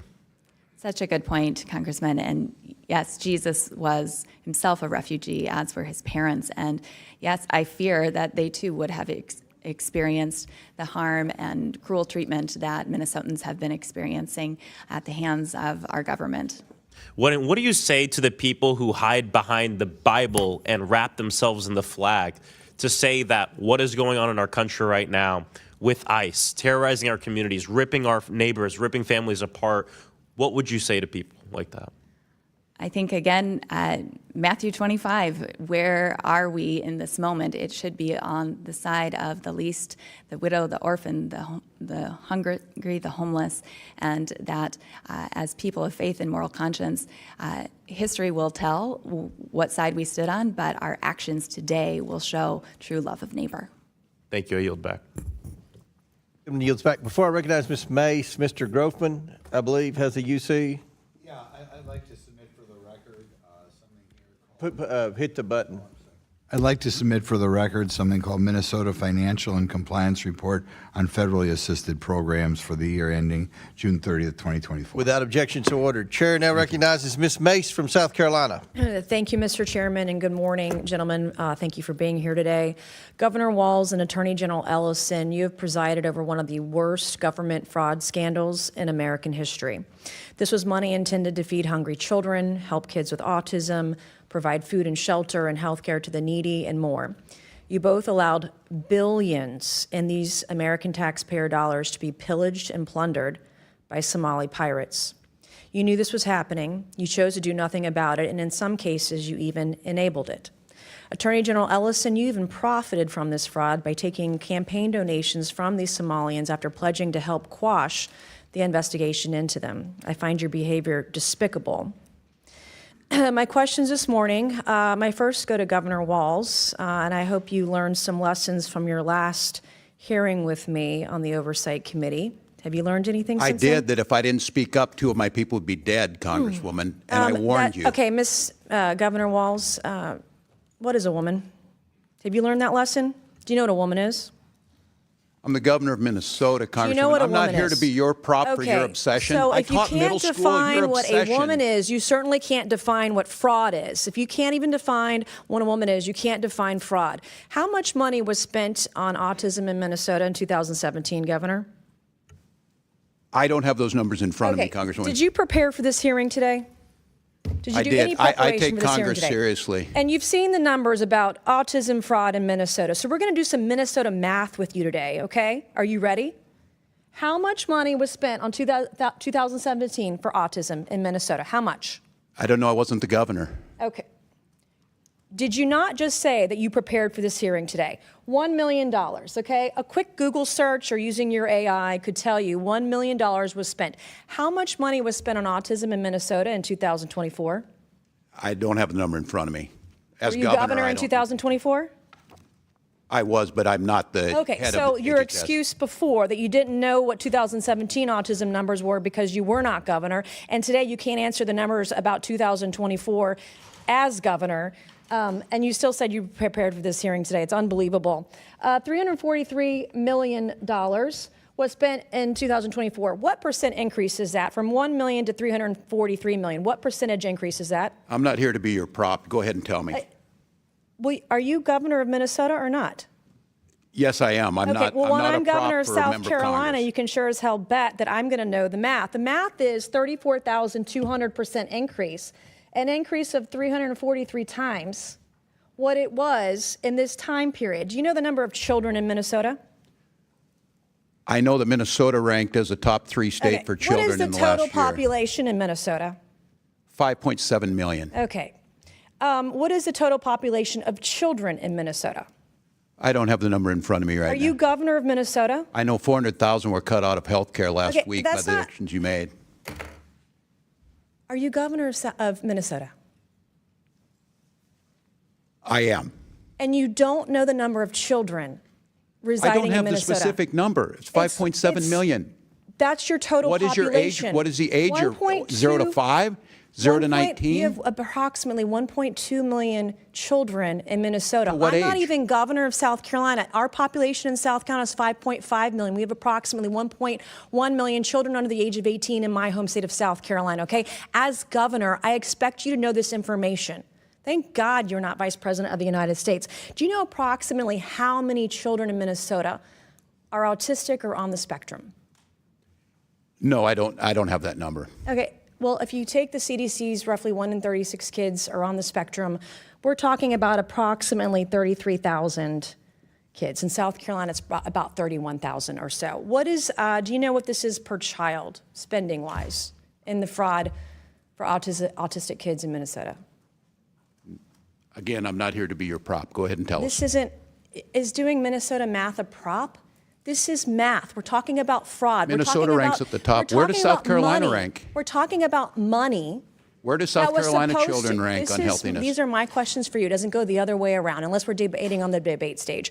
And we're not. If you're asking questions about being governor, it does. I'm asking you When you're questions governor, about you can being come and governor tell of me. Minnesota, which you can't answer. This is basic math. And you can't even answer. not Do you here to even be your care prop. about kids in Minnesota? They rank near Do you the top care? in every category. My children are fed. Do you My care children about are housed. autistic My children children have getting health the care. services they need in My Minnesota? children have the best No, schools. you don't. Mr. Chairman, I yield back. Mr. Chairman. Lady yields back. Mr. Chairman. Ms. Boebert? Yes. Mr. Chairman. Oh, Mr. Mace. May I make my two motions?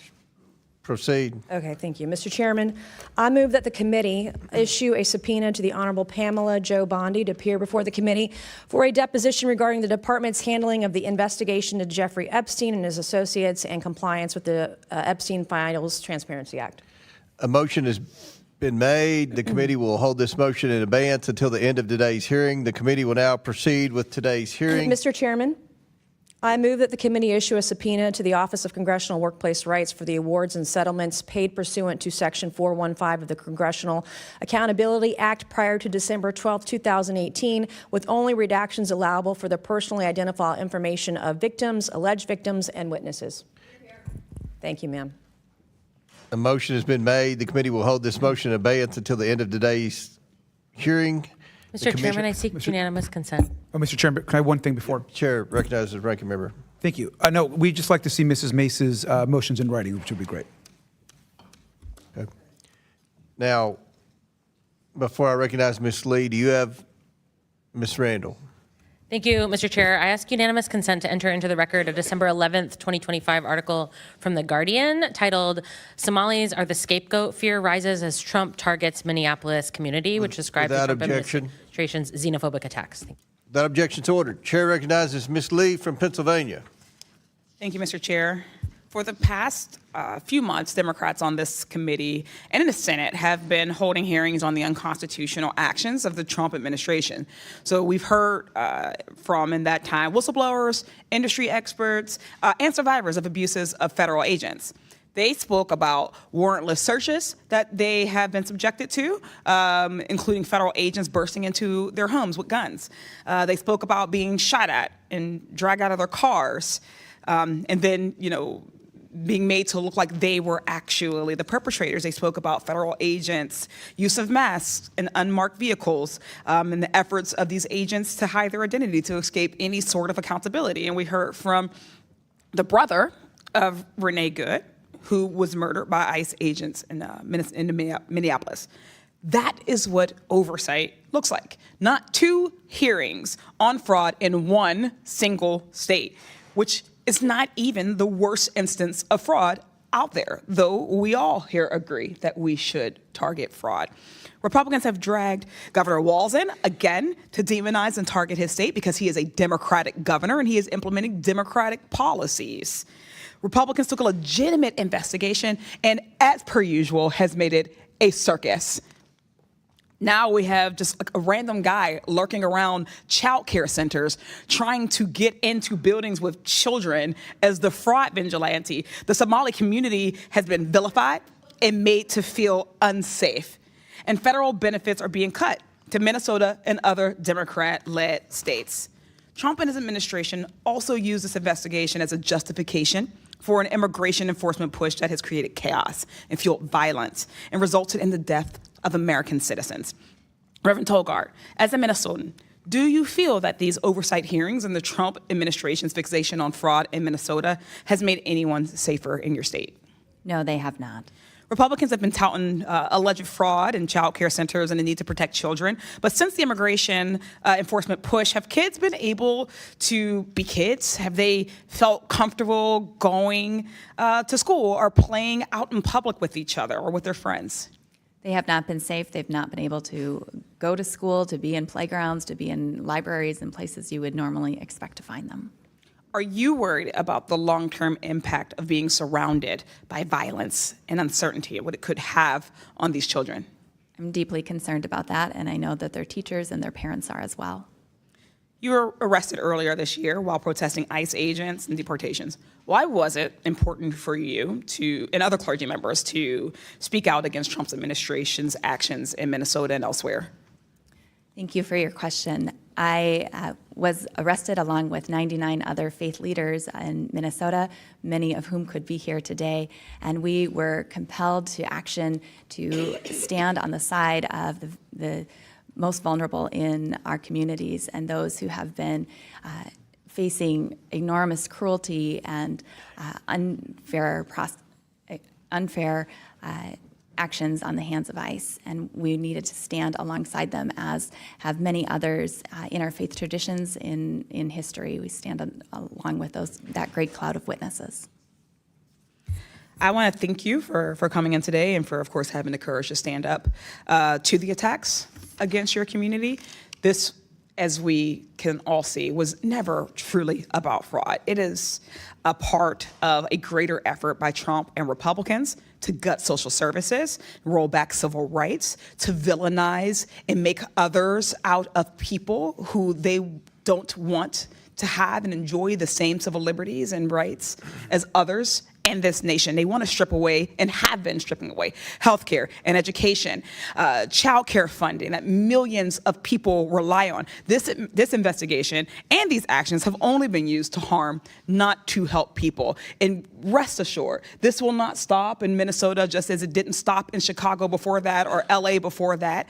This is a blatant attempt, blatant authoritarian grab that the Trump administration has been persistent in. It will come to all shores if we do not all take a collective stance. But more than that, urging my colleagues in the Republican caucus or conference to take up their job and their task as a co-equal branch of government. We do not serve as the lapdogs, as the cult followers of Donald Trump, of a president. When there are abuses or overreach, it is supposed to be us that takes a stand. And I would hope that at some point in the 119th Congress, some Republican with a gavel will do so. I thank you all for your time, and I yield back. Gentlelady yields back. Chair now recognizes Mr. Donalds from Florida.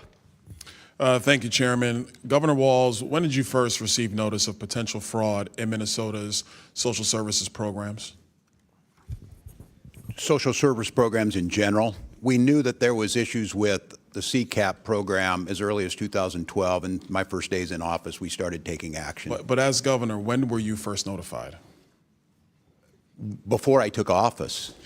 All right, Governor Walz, former Department of Human Services Commissioner Tony Laurie testified that you were aware in early 2019 of fraud in 2 Department of Human Services administered programs. Is this statement accurate?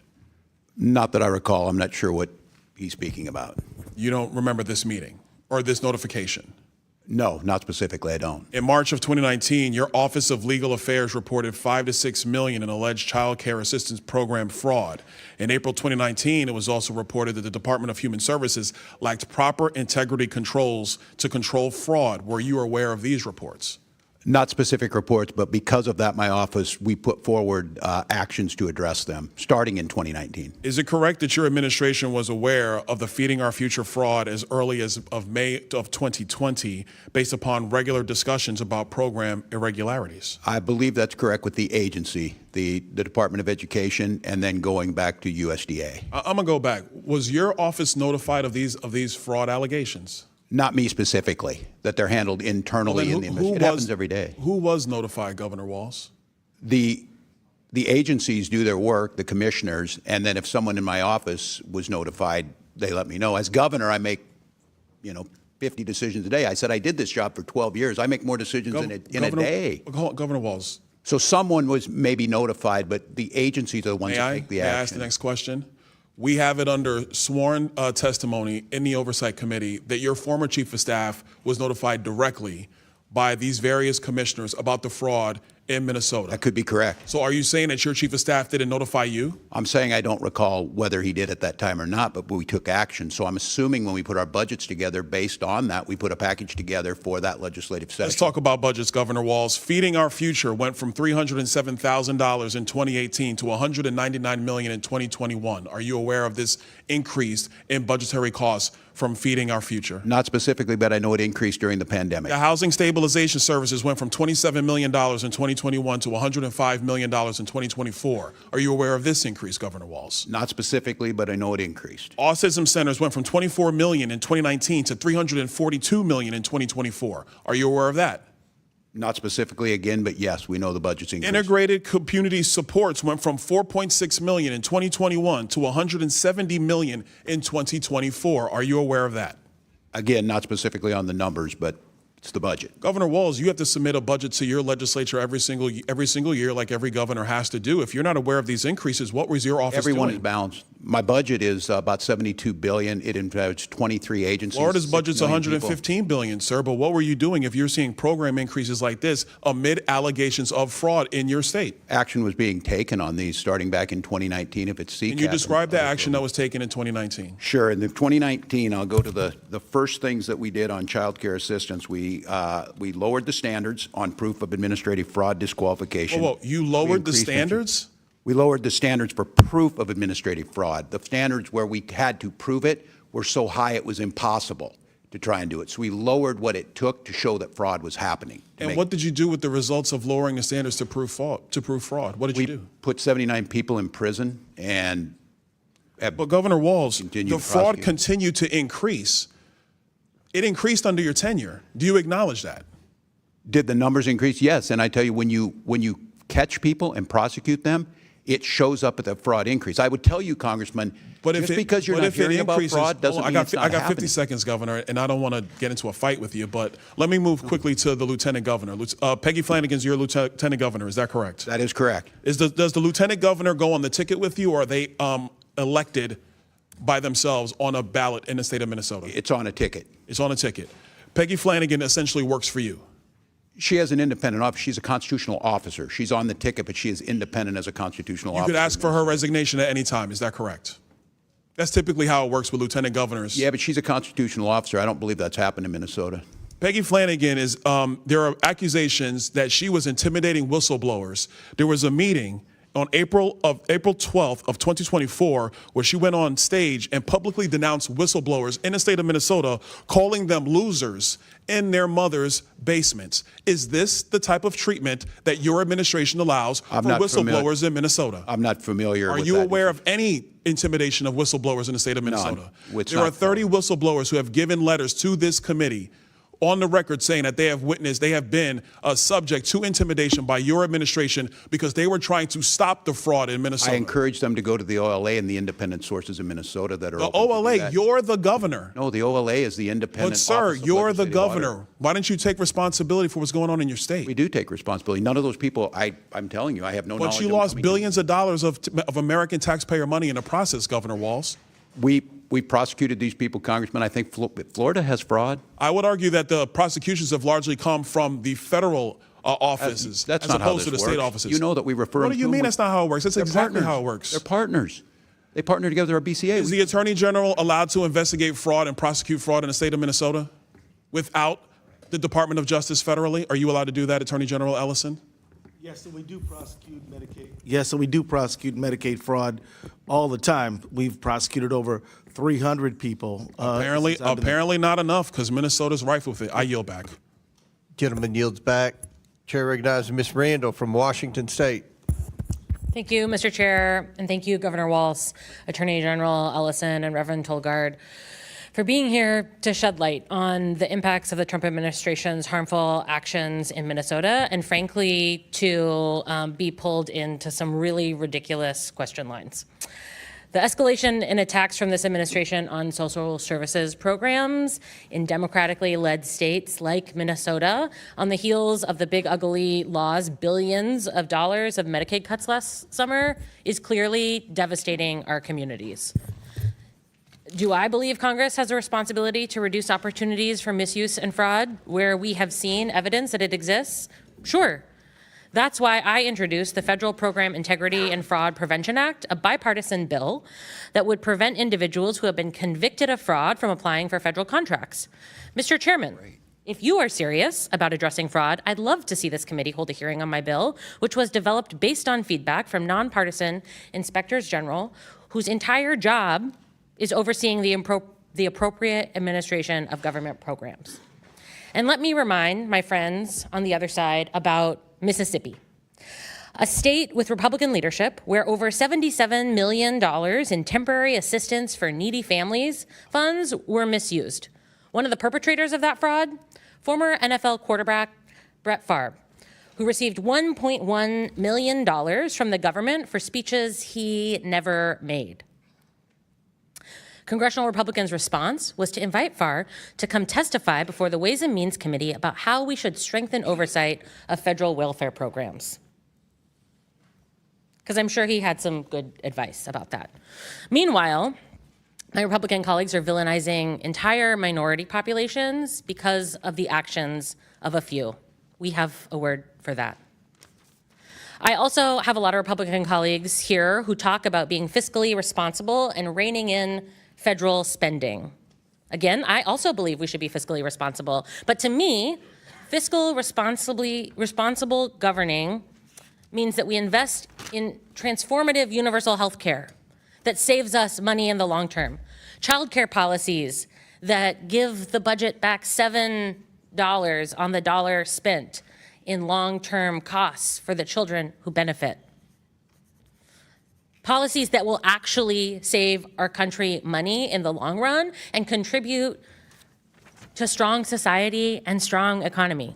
Not slashing social services, not defunding hospitals, not eliminating childcare programs. Governor Walz, why do you think the Trump administration is so obsessed with fraud in Minnesota when its own agencies have found other states with even worse problems? Well, it's a question we're all asking, Congresswoman, and I'd like to say, and thank you for this, I just want to make sure I go on record, Chairman Comr, in condemning the slurs towards my Somali community that the gentlewoman from South Carolina made. Thank you. Look, Congress, I don't know. I think it's been pretty clear the president does not like me personally. I think he continues to tell lies about our electoral system, claiming that he's won all 3 times when he lost all 3 times.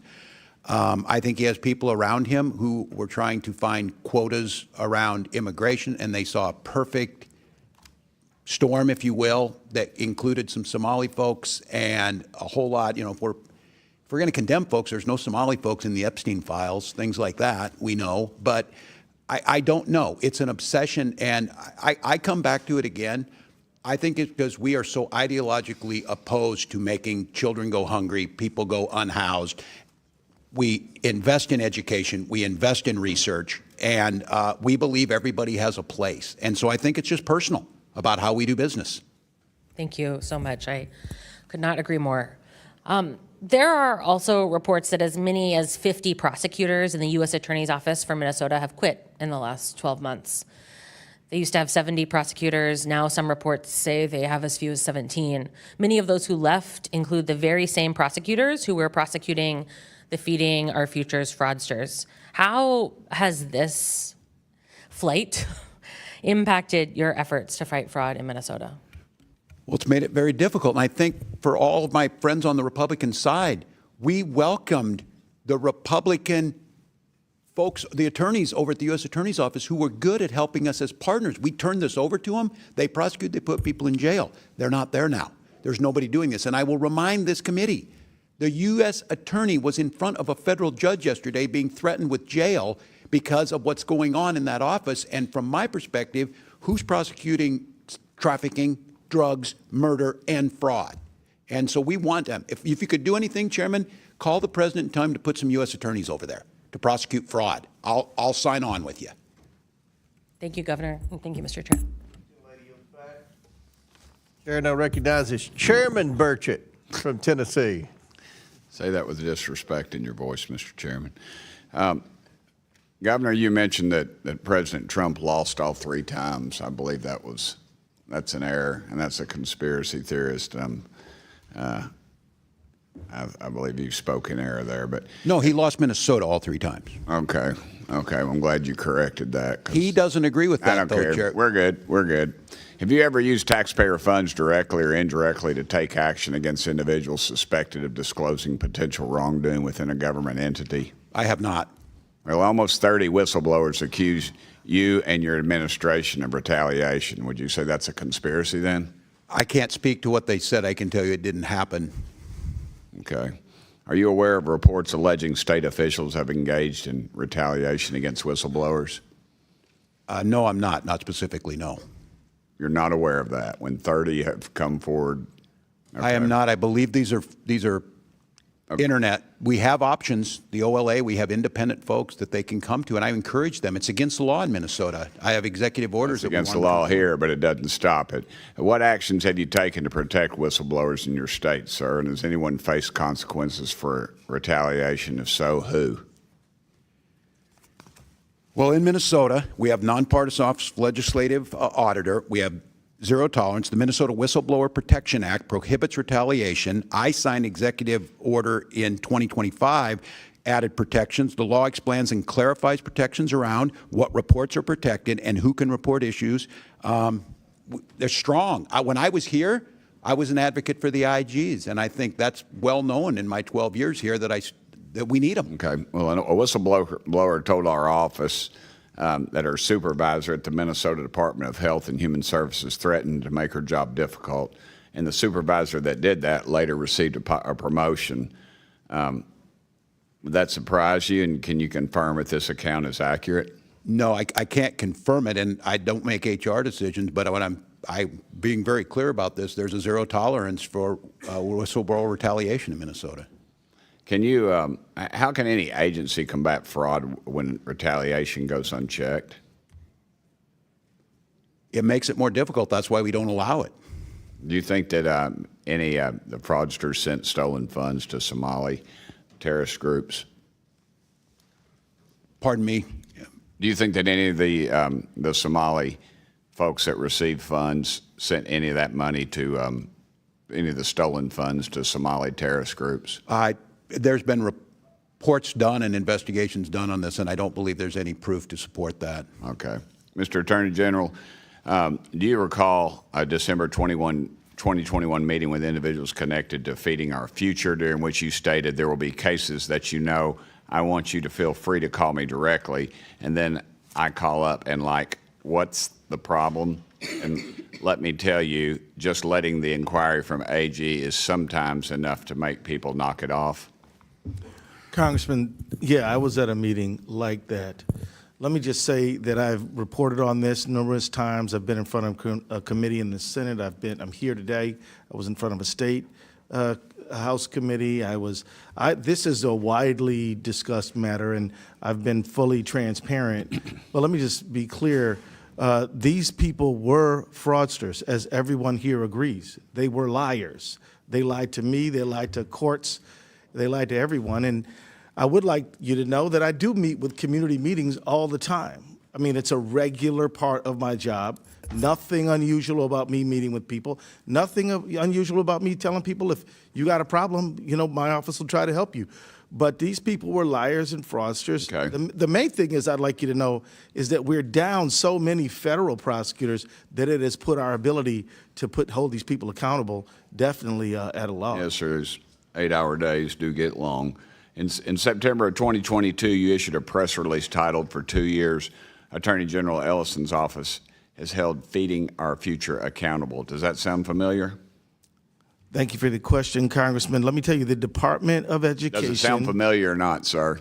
It certainly does. And the Department of And Education. how much did you receive in campaign contributions from individuals charged in the Feeding Our Future case? Every campaign donation I got was returned to all authorities. Okay. Everybody knows about the $250 million in fraud for Feeding Our Future case, which was prosecuted by the U.S. Attorney's Office in Minnesota. But there were just 2 other large site sponsors that you settled with instead of prosecuting them. Why did you not prosecute Partners in Quality Care or the Gar Family Services? Because my office doesn't have jurisdiction to prosecute in those cases. Well, you allowed them to dissolve, but no one was prosecuted. And PIQC They still may be, Sir, PIQC is accused of $300 million in fraud as significant assets, yet no charges and no attempts to recover taxpayer money. I'll remind y'all, $19 billion. I was a state legislator, and I can remember when our state budget was $19 billion. This is money that's been stolen, and it will not be recovered, and you all are to blame, and every dadgum one of you all ought to step down. Thank you, Mr. Chairman. Gentleman yields back. Before I recognize Mr. Bell, Mr. Donald, you have a UC? Yeah, I ask unanimous consent to enter into the record an op-ed from the Minnesota Star Tribune, authored by Jim Nobles, the former Minnesota legislative auditor, dated December 29th, 2025. Without objection, so ordered. Chair recognizes Mr. Bell from St. Louis. Thank you, Chair, Ranking Member, and our witnesses for being here today. My Republican colleagues have called this hearing today once again to divert the public's attention from the dangerous threats that they themselves have created for the American people. They have chosen to turn a blind eye to the escalating public safety crisis in Minneapolis, Minnesota, fueled by the deployment of ICE agents under the direction of President Trump. On December 1st, 2025, this administration launched Operation Metro Surge under the false pretense of promoting public safety in Minneapolis. Since then, we have witnessed several deaths, including the brutal killings of Renee Good on January 7th, 2026, and Alex Preddy only a few short weeks later on January 24th.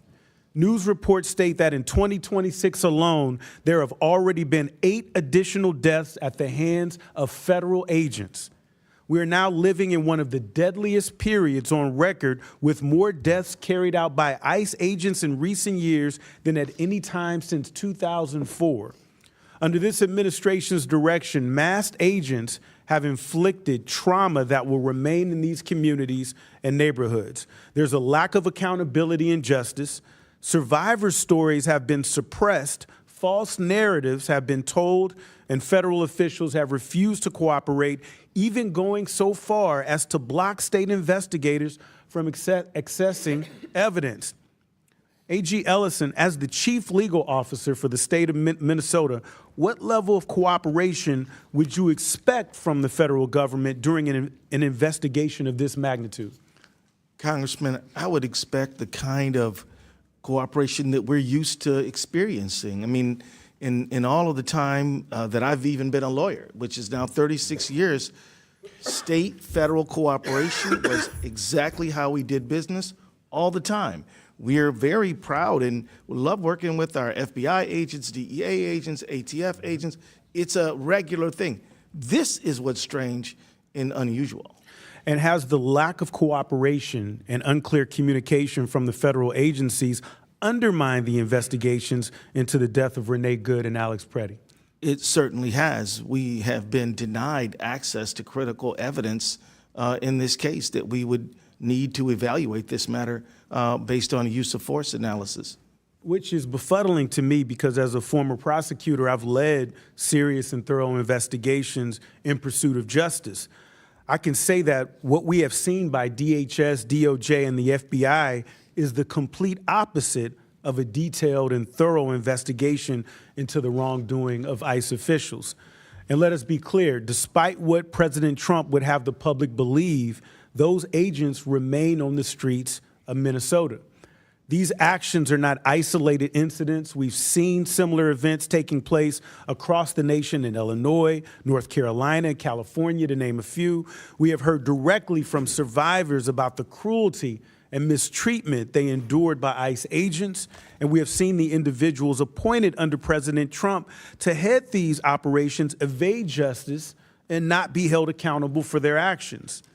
We can't stand by and allow this to continue.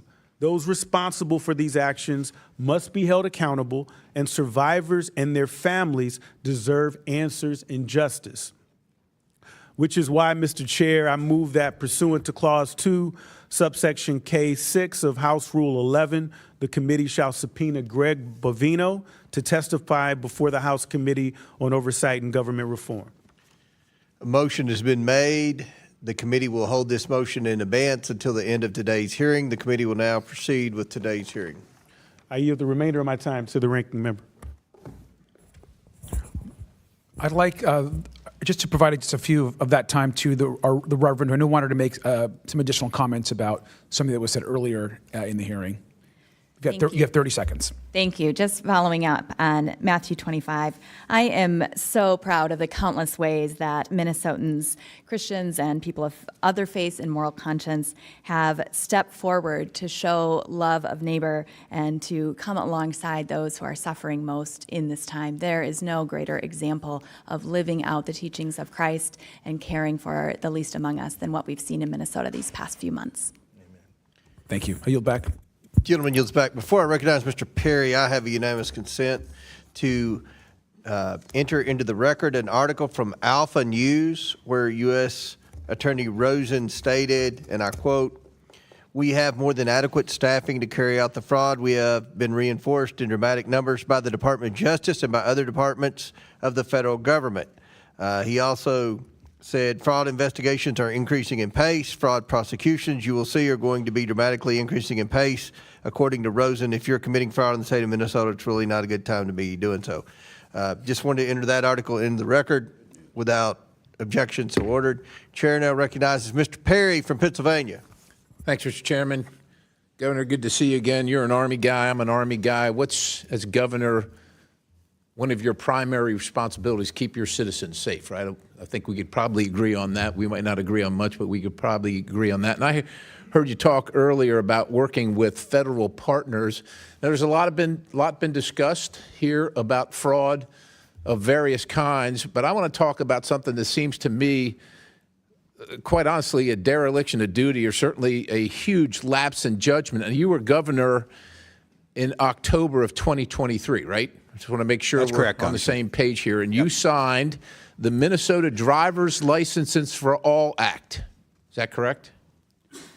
That's correct. That's correct, right?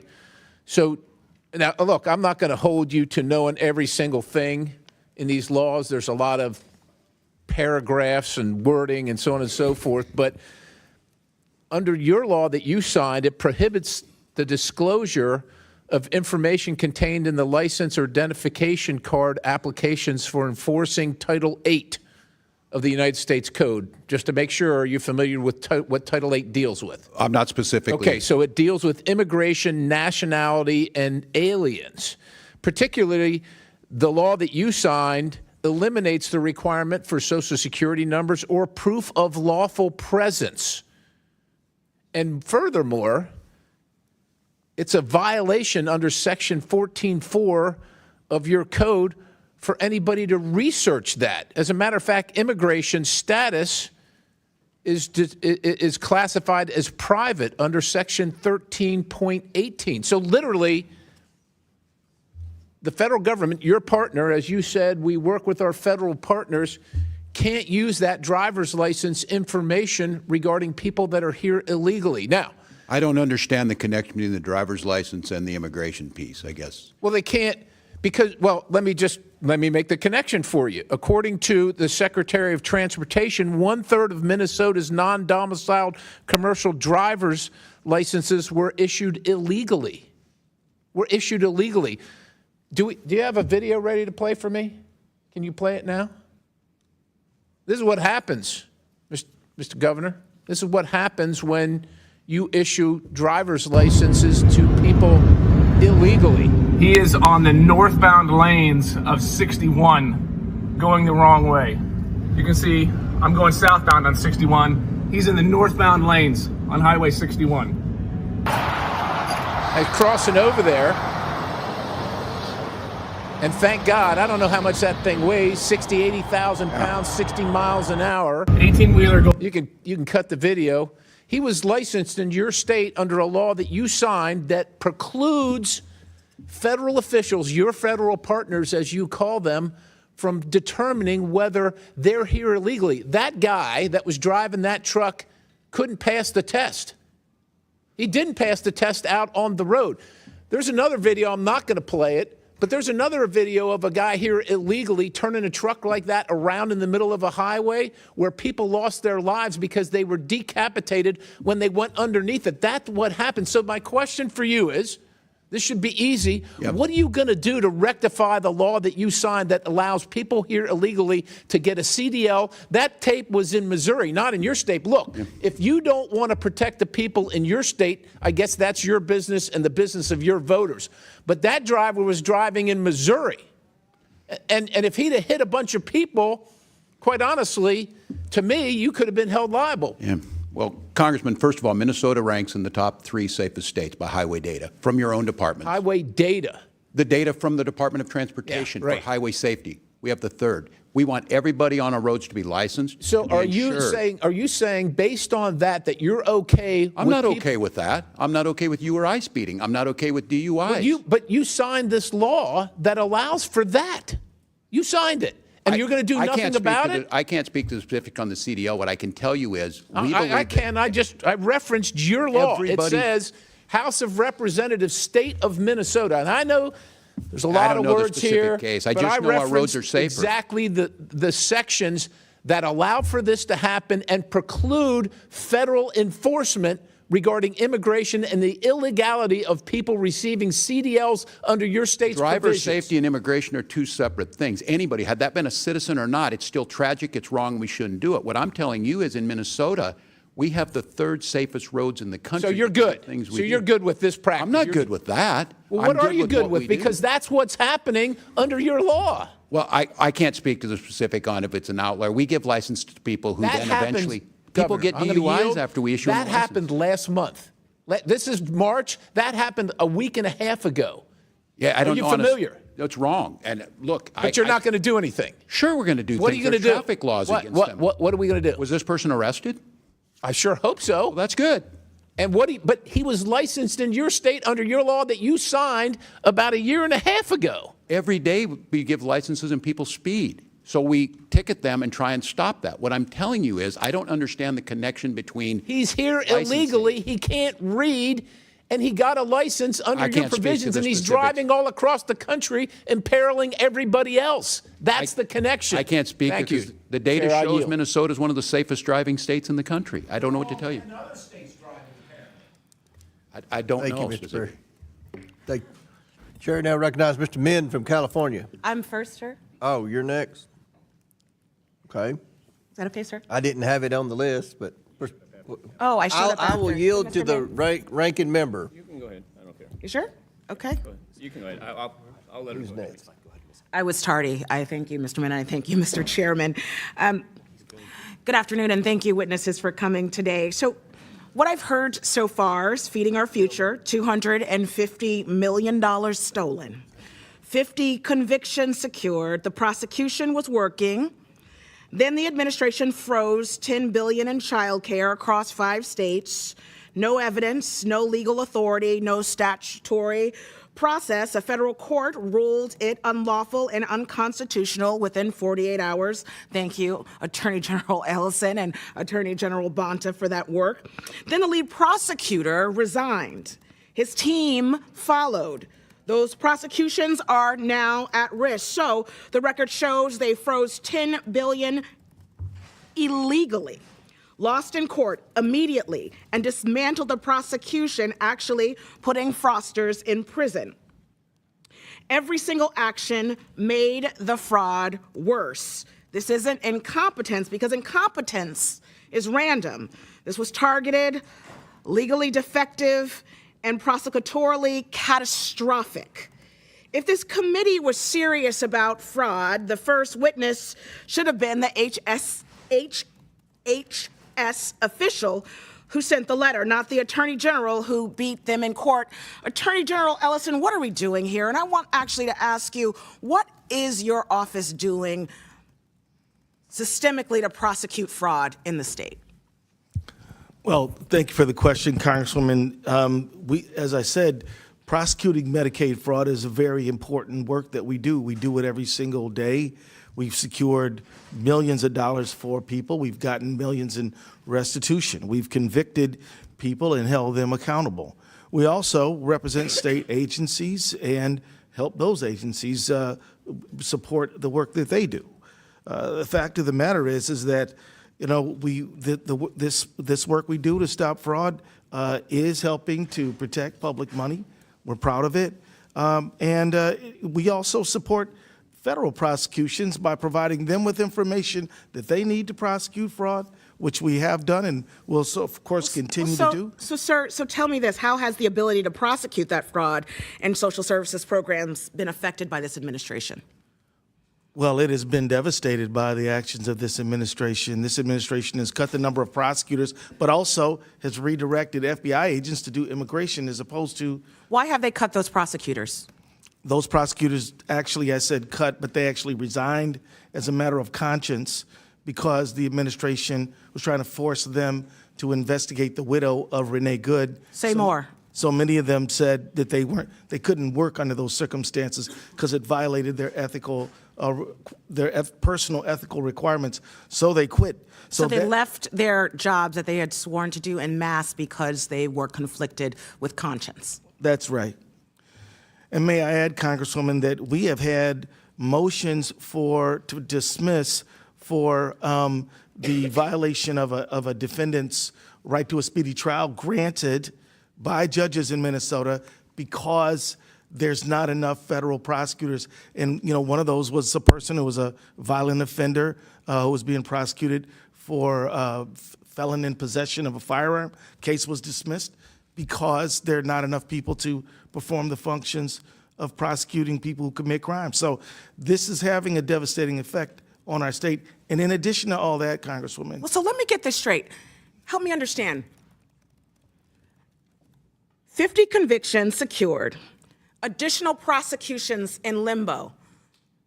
The administration's prosecutors have quit because the staging of how this all works, they believe, and they have said on record, is immoral. Why are we here? I've been wondering that, Madam. Because aren't you saying that you would love for the prosecutions that are dangling in the wind, you would love for those folks to face justice? Absolutely. Stealing public money is repugnant. So the ask would be then to the administration for what? With this committee here, I think your colleague, the governor of your great state, said you want more federal prosecutors on this case. Yes, but we should go back to the Hippocratic Oath of do no harm. I mean, it would be good to just stop doing things that shouldn't be done, such as demanding that prosecutors investigate Renee Good's widow. Right. That's right. Well, I want to thank you all so much for coming today. And to the Reverend, I was able to come to your state briefly. And like one of my colleagues said, I did go by the site of Miss Good's death, and it was heartening to see the solidarity in your community. There were about 150 Christians reciting the Lord's Prayer over and over and over. You all are showing us what good really means. Thank you so much for being here today. Right. And I'll yield back. Gentlelady yields back. Chair recognizes Mr. Crane from Arizona. Thank you, Mr. Chairman. Thank you to our guests for coming today. I want to start with you, Attorney General Ellison. In an interview with CNN host Laura Coates, she asked you about whether or not you did enough to stop the fraud. Do you remember that interview, Attorney General? Congressman, I got to admit that I don't remember the details. Can we play the video, please? So, to refresh Mr. Ellison's memory. Are we ready to? It may take us a second on that, I'm sorry. Okay, I'll just tell you what you said when she asked you if you'd done enough to stop the fraud, and she mentioned the $9 billion. You said, of course we have done enough. We're doing more every single day. This is a political matter. This is not a serious thing. Do you remember saying that, Attorney General Ellison? I remember the conversation. What I remember was that I was lamenting the politicized nature of this very serious problem. You said it's not a serious thing. So now you're saying fraud is a serious thing. Okay, well that's not what you said on CNN, Mr. Ellison. You said this is a political matter, and this is a quote, this is not a serious thing. So I notice you're changing your tune now that you're before the House Oversight Committee. I would have to Do you understand, Mr. Attorney General, why this adds gasoline to the fire when Americans are so frustrated with this government for their out-of-control spending and the amount of money they pay in taxes, and then to see $9 billion of it, an estimate of $9 billion getting stolen of their taxpayer dollars and being used to fund cars and vacations and homes and even fund terrorism? Do you understand how statements like that throw gasoline on the fire, sir? Congressman, I believe that you are mischaracterizing what I said. No, I actually read you the quote. I'm not And Mr. Crane, that mischaracterizing it all. video's ready if you still want it. It's up to you. Yeah, let's play it, please.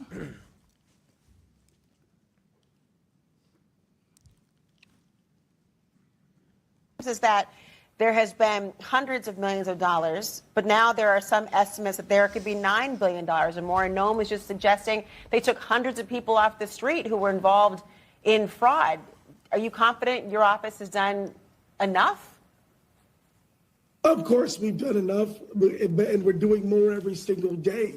This is a political matter. This is not a serious thing.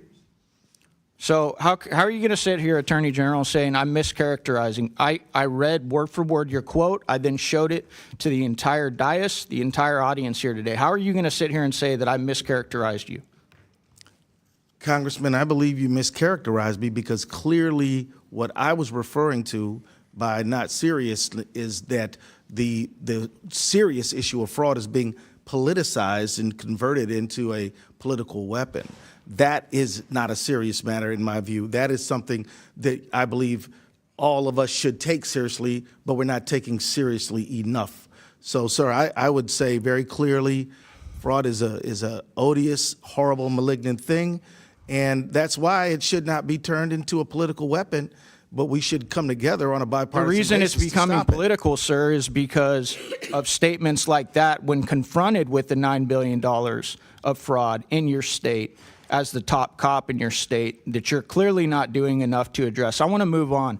Reverend Tolgaard, you said in your opening statement that today's hearing is about fraud in Minnesota, quote, unquote, which is serving as a pretext for the terror the federal government has brought to the people of Minnesota. This fraud has been used as a rationale for deploying 3,000 federal immigrant enforcement agents into our state. Did you say that, Reverend? Yes.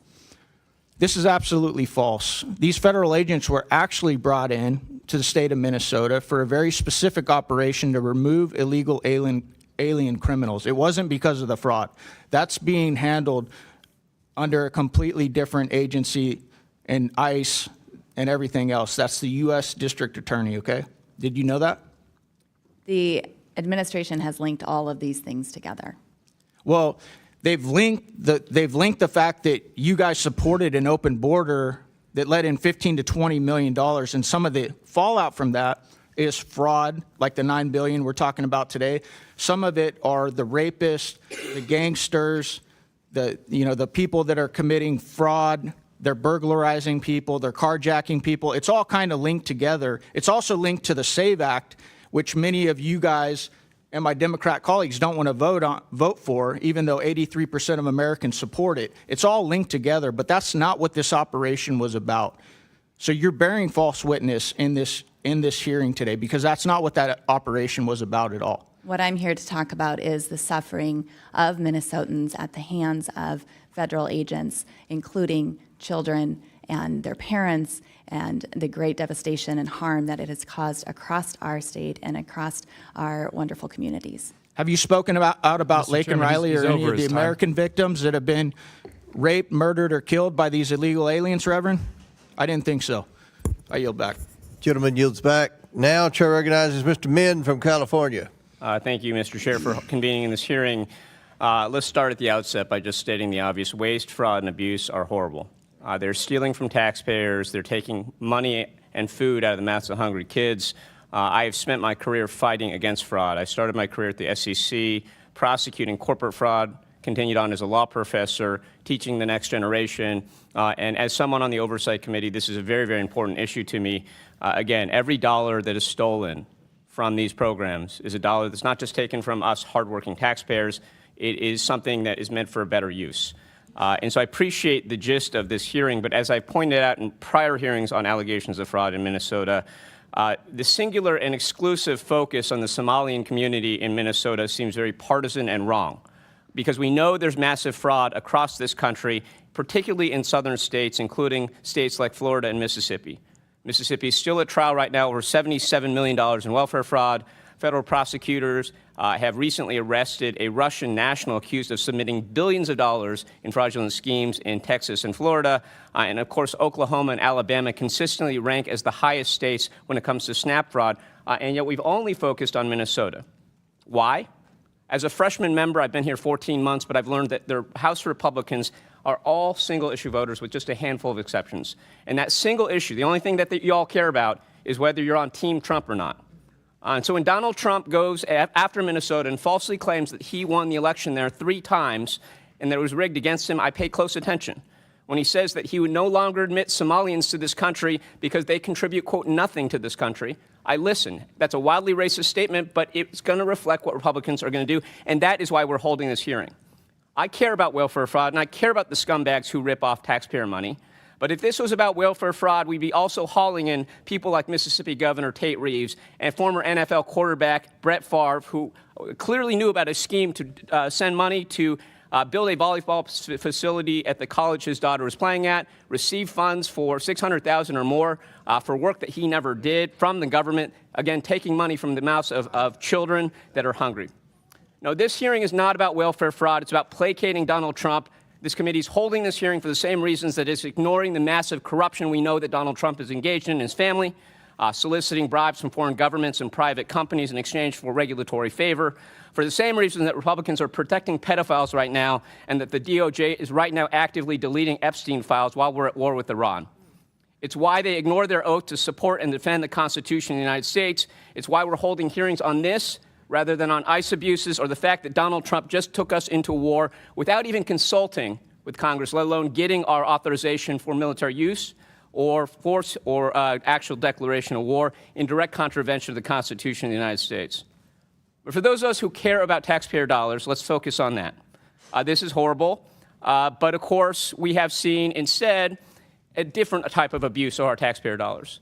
They've taken our taxpayer dollars and used them to fund abuses against our American people, as a number of our witnesses have aptly described.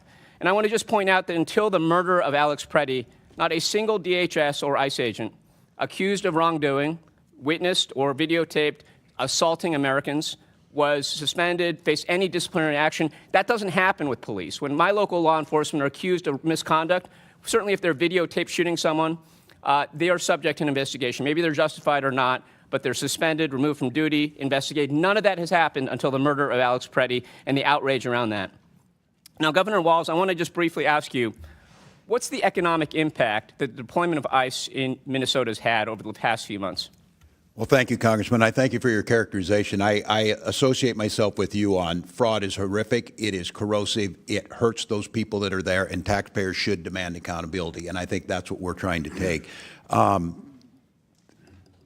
The issue can, again... What's the economic impact? I know business... Look, for us, we just had our economic numbers, and I would tell people that we have to balance the budget every year. Minnesota is strongly, we're AAA bond rated. That shows up good. It doesn't account for what happened over the last 3 months.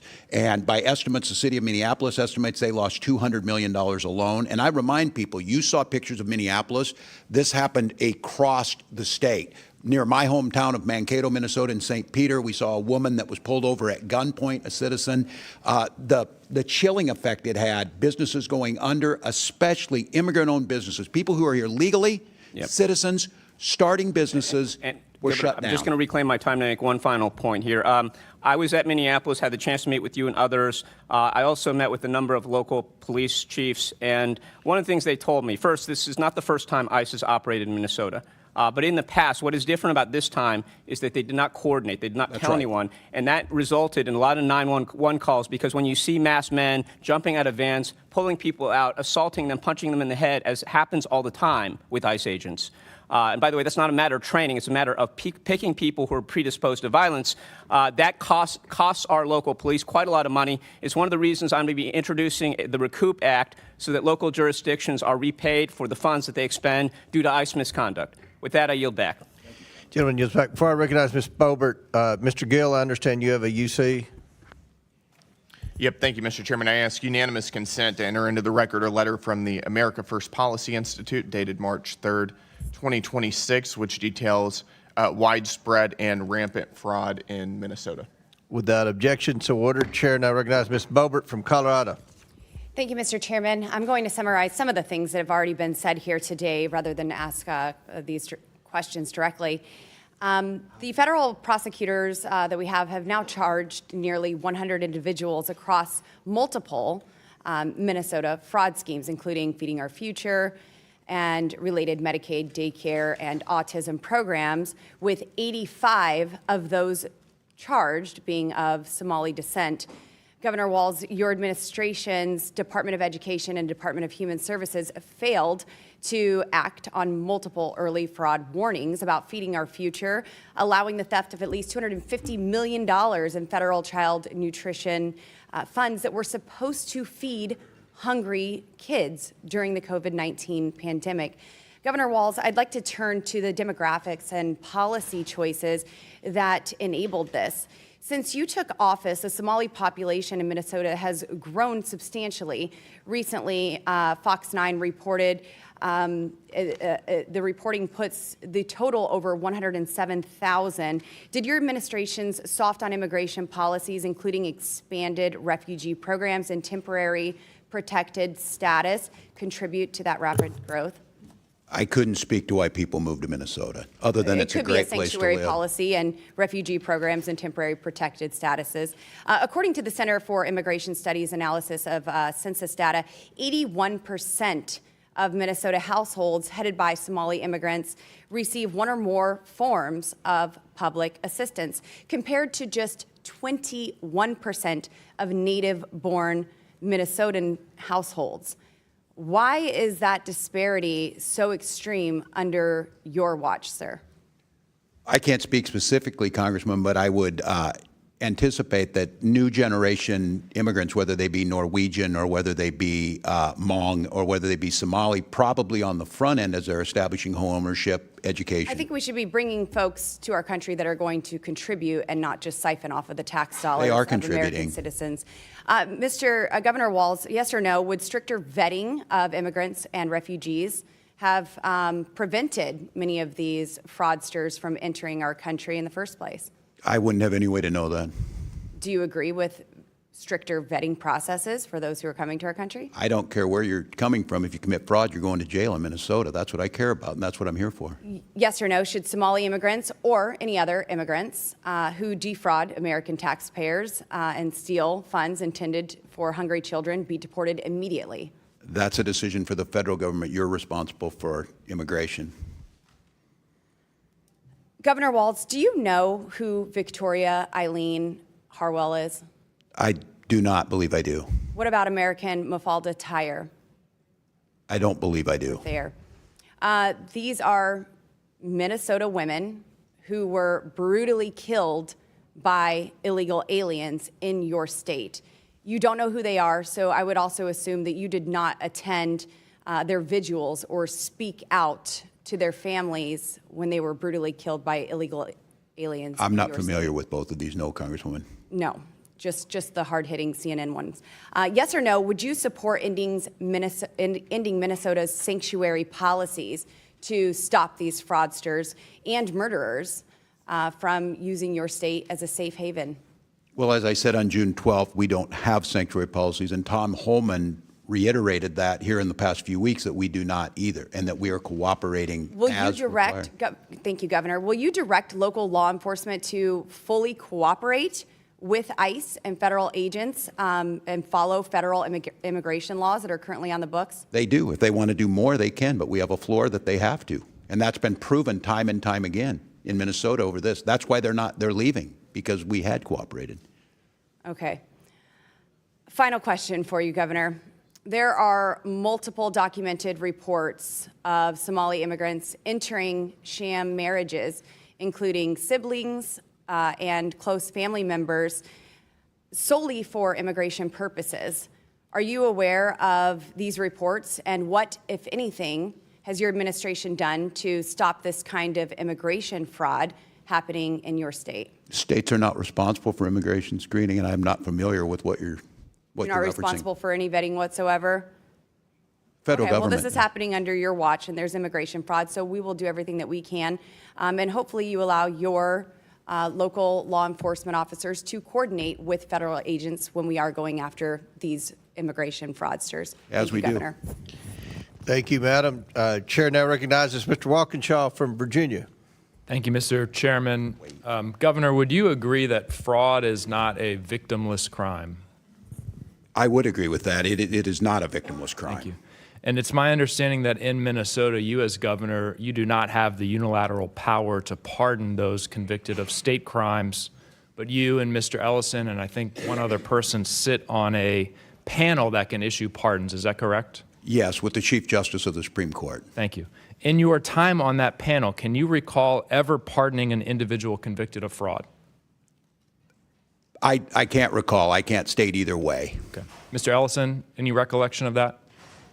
It's possible. I don't recall it, though. Okay. I'm not sure if it's true in Minnesota, but at the federal level, if a convicted fraudster is pardoned, that pardon can wipe out their obligation to pay restitution to the victims.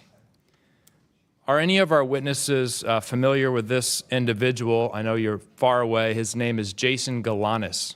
Sound familiar? I am not, Congressman. Jason Galanis, according to the federal judge who sentenced him to 15 years in prison, is a serial fraudster and a con man who defrauded a pension fund in a Native American tribe of $80 million. I'll put it in simpler terms. He stole money from retirees. Do any of our witnesses know what federal prison Mr. Galanis is being held in?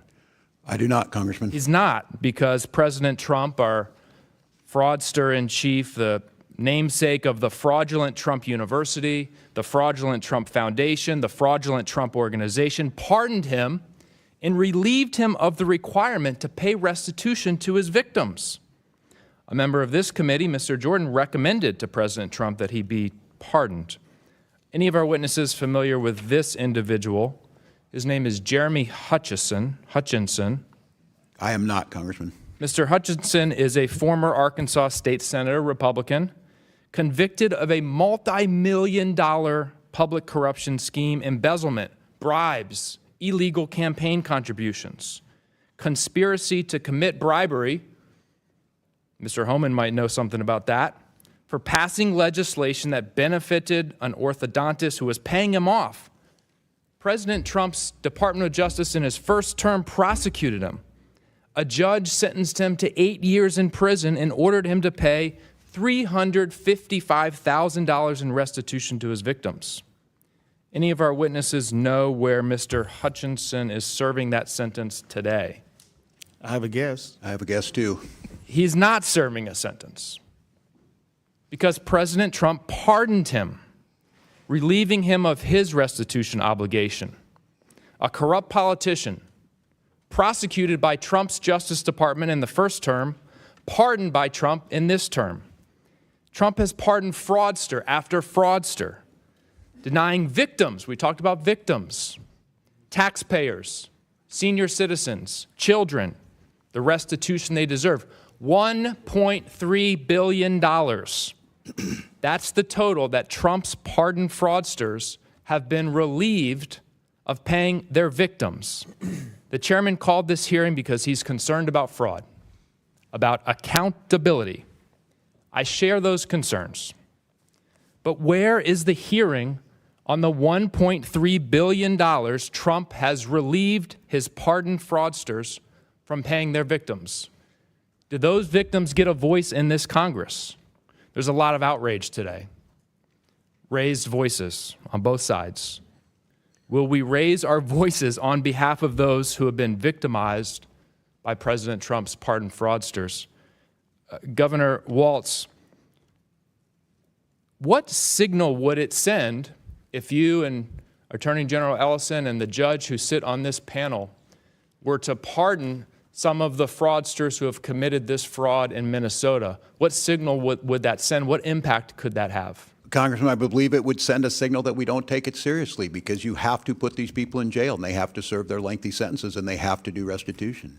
And just hypothetically here, if you were to pardon one of those individuals, how would you explain it to the victims of that fraud, the taxpayers across the country, those individuals who didn't get access to the social services they need because the money was stolen? How would you explain it to them? I don't believe I could.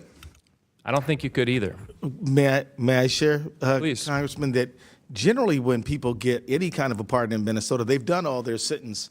And Governor Walz is very careful to say, have you paid every penny you owe people? Yeah. So that's kind of how we do pardons in Minnesota. Well, these folks have not paid their pennies, $1.3 billion worth of pennies. Would the gentleman yield the question? My time's expired, Mr. Chairman, so I'll it's your give you time. more time if you want. Sure. I mean, you mentioned Jason Galanis, and that piqued my interest, and I'm sure it did Mr. Biggs as well. And I think, and you are correct, he did defraud an Indian or a Native American pension fund. Do you know who his partner was? I know all the background of it. The point is, he stole money from Would you people. state who his partner was? It is Hunter Biden. And Jason Galanis served in prison for how long, Mr. Biggs? 2 years. No, that's incorrect. No, that's he false. served in prison for years. Many years. And they were equal partners, and Galanis blew the whistle during our Biden investigation, and he was raped. He was raped in prison right after that. So that's correct. Will the victims of his fraud get their money back? Why I don't did know. President Maybe Trump ask Hunter Biden. Why You all did defend why but ask you weren't President here. Trump? You weren't Ask here in President your defense. Trump. You weren't here Ask during the Biden President investigation. Trump to get the You've been victims here their about money 3 back. months, but you know more than anybody about everything. So, Chairman, Mr. Chairman. Chair recognizes Mr. Biggs from Arizona. Thank you, Mr. Chairman. And I'm glad you brought it up, because of the 10 partners in that fraud that you mentioned, 9 of them went to prison. Do you know who the one partner was that didn't go? Your buddy, Hunter Biden. That's right. Hunter Biden didn't go. And by the way, you must not have been here. I don't think you were here when I introduced all these documents earlier before I had to leave to go to judiciary, talking about of the 1,500 criminals pardoned by Joe Biden in 1 week, 24 of them were fraudsters that had hundreds of millions of dollars of restitution forgiven by Joe Biden. But now I'm going to go now to Mr. Ellison. Will the gentleman yield? No, no, I've had enough of you. Let's talk to Mr. Ellison. Mr. Ellison, isn't it true that when you were a member of Congress, you sponsored the Money Remittances Improvement Act of 2014? It was H.R. 4386. Do you remember that? Congressman, I think that's accurate. Yeah, I mean, I get you. We all introduced lots of bills. But that bill's purpose was to give more authority to states to investigate remittance payments. Do you remember that? Congressman, I believe that the purpose of that bill was to facilitate financial transactions for Minnesotans who needed them. Well, in reality, you shifted remittance payment investigations to the states, and that was supported by the Somali American Remittances Association. You may not remember that, but that was. Congressman, could you remind me, did that bill ever pass? H.R. 4386. So it was supported by the Somali American Resistance Association, and it was so important to you. You said, quote, "This is a great day for diaspora communities around the country, including the Somali and Hmong communities." And that's something you said, and we know that the Somali population in Minnesota supported that bill. That bill was passed, I believe, in 2014. Minnesota started identifying large numbers of remittances payments going overseas, And isn't it true that within 4 years of the bill passing, more than $100 million had been flown out of the Minneapolis airport by Somalians? Do you know that? I don't have the information on that. And then over the last 2 years, the TSA has identified over $700 million being flown out and linked to Somali travel. Are you familiar with that? No, sir, I don't have the data on that. Under your tenure as the AG, the amount of remittance payments going to Somalia, which, by the way, some estimates as high as 40% of all Somalia's GDP comes from those remittance payments, and roughly 40% of families in Somalia receive some benefit, economic benefit directly from some remittance payments. So, moving from that, do you know Salim Saeed? That name is not familiar to me, sir. Ikram Mohammed? No. Abshir Omar? No. Okay, so in 2021, you met with a group of Somalis, business people. Those 3 people were there.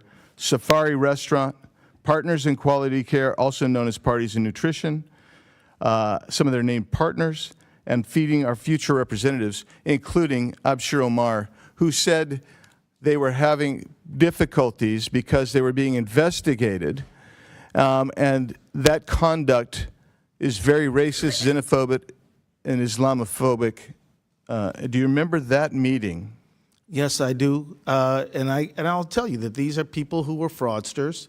They lied to me. They lied to the judge. Yep. They lied to state agencies, and that's why we contributed to them being convicted. Well, let's go on from that, because you may not remember some of the things you said to them, specifically. And maybe we should play this video. I don't know if do we have the video queued up? If we have the video queued up, well, that's fine. Let's do it. You call them and say, this is not in the right format. Not, you're out. You're done. Your contracts are over. And so this has my attention. I'm extremely frustrated by it. But we are in the middle of a battle with the agencies now. And I can tell you this. Walz agrees with me that this piddly, stupid stuff running small people out of business is terrible. Yeah, because what you thought was terrible there was that these people were being investigated for fraud, and you later took $10,000 in campaign donations from these same individuals. Do you remember that? I would disagree with that characterization entirely, sir. I'm sure you would. No, because it's surely uncomfortable for you. But you took $10,000 from those same people that were ostensibly supposed to be investigated. Yeah. No, that's actually inaccurate. No, it's not inaccurate. Well, it is. First of all, you're entitled to say it's inaccurate, but the facts are the facts. And my time's expired, Mr. Chairman, but I do have some UC requests. Go ahead. Thank you, Mr. Chairman. Minnesota AG, who took $10,000 from convicted scammers, dismisses fraud scandal as political theater. Without objection. Amy Bach alleges Governor Tim Walz, Attorney General Keith Ellison knew of Minnesota fraud. Without objection. Walz and Omar using ICE operations to distract from fraud scandal. Without objection. Tim Walz accused of stonewalling Key Probe as Somali fraud sweeps his state. Without objection. Conservatives blast Dems. Walz for likening ICE agents to Nazi police force. Without objection. Tim Walz urges Minnesotans to resist federal occupation. Without objection. Tim Walz was a COVID-19 tyrant.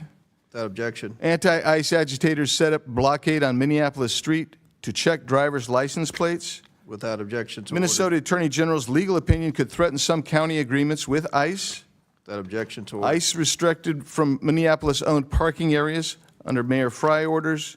Minnesota mom jailed over COVID accuses Walz of tyranny. Minnesota grandma jailed for defying Walz COVID lockdown order warns you do not want tyranny at this level. And mother ponders, and that's all I do. Without objection to order. Chair now recognizes Ms. Presley from Massachusetts. I've been in Congress now for almost 8 years, and one of the most meaningful moments that I experienced here was in the Committee on Oversight and Reform under the great Chairman Elijah Cummings. It was the first hearing to take place that I introduced in the House of Representatives on the epidemic that is childhood trauma. Though I represent the Massachusetts 7th, one through line has remained true in my travels and conversations from Massachusetts to Minnesota to Illinois to Texas, and it is the devastating impacts of Trump's terror campaign on our nation's children. This administration's policies, including but certainly not limited to Operation Metro Surge, in my opinion, I would characterize as child abuse, child neglect, and inflicting childhood trauma. We are experiencing in real time the compounded adultifying of our children, where increasingly so, a childhood is a privilege instead of a right. I'm reminded of a conversation I had recently at the airport where a dad approached me to talk about his 6-year-old son who returned home from school pleading and begging for his parents to give safe haven to his classmate, his best friend, for fear that if they did not do that, that he would be deported. No child should have those concerns or carry that heavy burden, but this is the reality for our nation's children under Donald Trump's America. Frederick Douglass said it is easier to build strong children than to repair broken men. We are certainly not building strong children. In my district, the Massachusetts 7th, Eleni was only 2 weeks old when her father was wrongfully taken by ICE, a trauma that she will carry for the rest of her life. Again, so far I'm speaking about the pleas of a 6-year-old and the policy, the family separation of a 2-week-old. In Minnesota, Liam Ramos was only at the age of 5 years old, was detained by ICE and sent to Texas, and he'll carry that trauma for the rest of his life. There are the children that are directly impacted, then there is that secondary trauma for those who have bore witness. While in Minnesota, I met with parents who have had to establish parental patrols armed with whistles and orange vests and their cameras to try to keep their children safe. Green Street Elementary, it was just across the street from one of the murders that occurred in broad daylight under Operation Metro Surge. Around the country, the children of Renee Good, Keith Porter, Geraldo Campos, and dozens of other children whose parents were killed by ICE agents will carry that trauma the rest of their lives. Trauma in their bodies, their classrooms, their sleep. It shows up in the ways they cling to their parents at school drop-off, in the silence of a child who used to speak freely, in nightmares that no child should be visited by. Governor Walz, as a former educator and coach, you worked closely with young people experiencing traumatic events. What effect does this have on them, their classmates, and community? And have you heard from mental health professionals or pediatric providers about how this is showing up in your state? No. Well, thank you for the question, Congresswoman. First of all, I would say when I talk about Minnesota being one of the best states, if we're not first, it's usually because Massachusetts is. And I note that it is true because you care about this. And you mentioned it correctly. This is generational trauma that's been inflicted, whether it's learning loss that's happened or the trauma we've seen amongst our children. I say that as an educator, as governor, the deep concern, but as a parent of seeing this, what's happened to our children. We know that mental health issues will start to show up. We know that we'll see educational loss, and those have generational impacts on our economy and everything else. But I will note, your colleague mentioned me being a tyrant during COVID. We had some of the lowest deaths due to COVID. Tyrant looks like children being drugged from their parents, old people being drugged out of their house without warrants, 2 dead on the streets. And your point, the world saw a piece of it on TV. I can tell you none of us are going to be the same, Congresswoman. We are going to deal with this, and we are going to put money into social service programs to address it while we tighten up fraud protections, because the idea is you have all these generous programs, yes, and our people are healthier.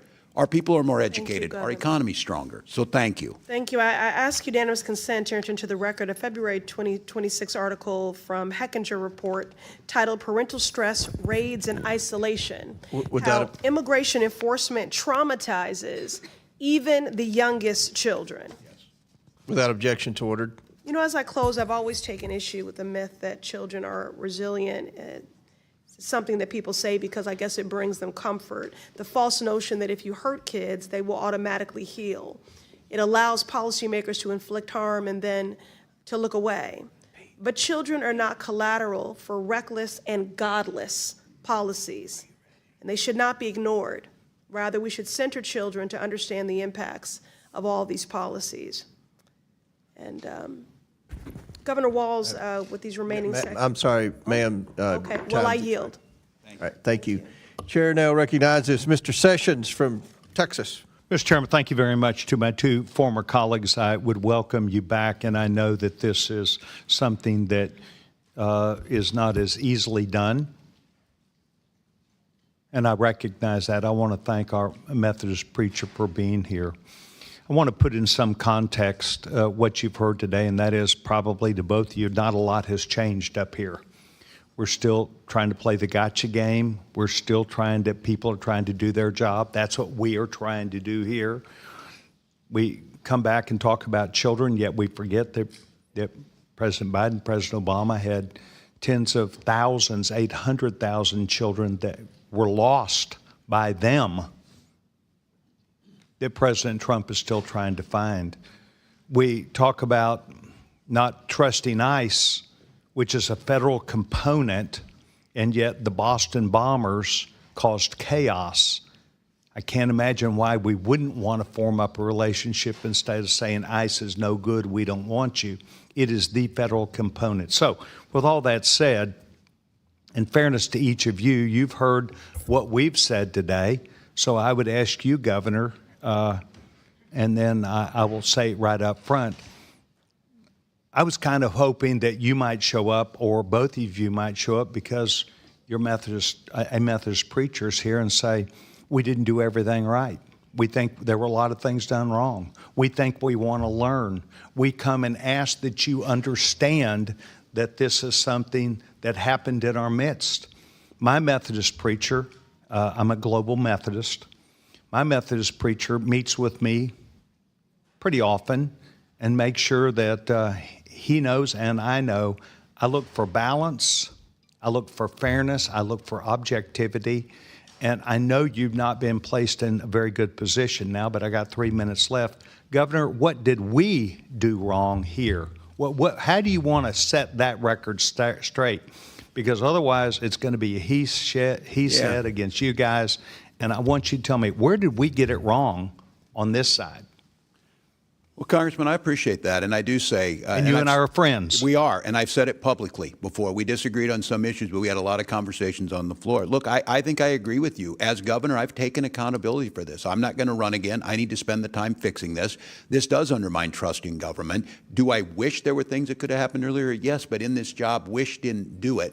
I'm looking into where I see it. I can tell you this, Congressman, that the safeguards we're putting in place are going to make a difference. I think other states can use them.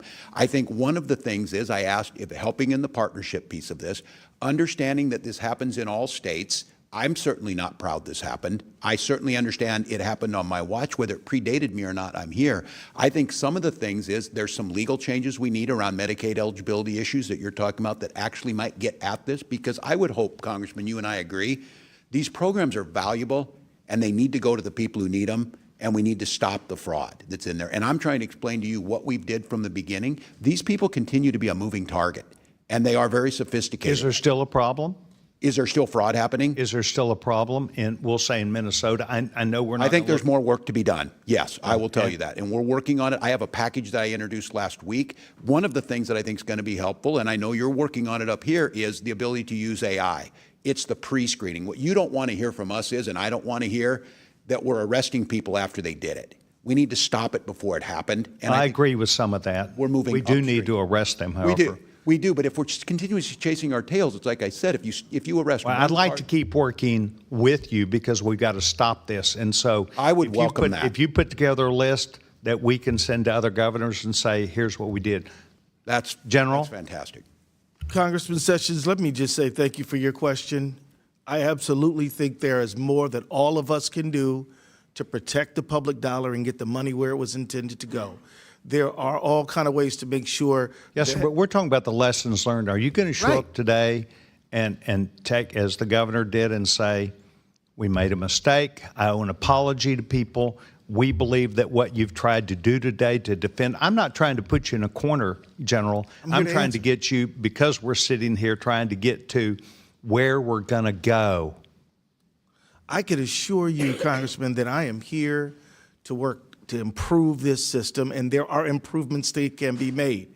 And your offer to work on a bipartisan basis to solve this fraud crisis, I am all in. And if we can get out of fixing the blame and get to fixing the problem, that would be an enormous thing for me. And I thank you for asking.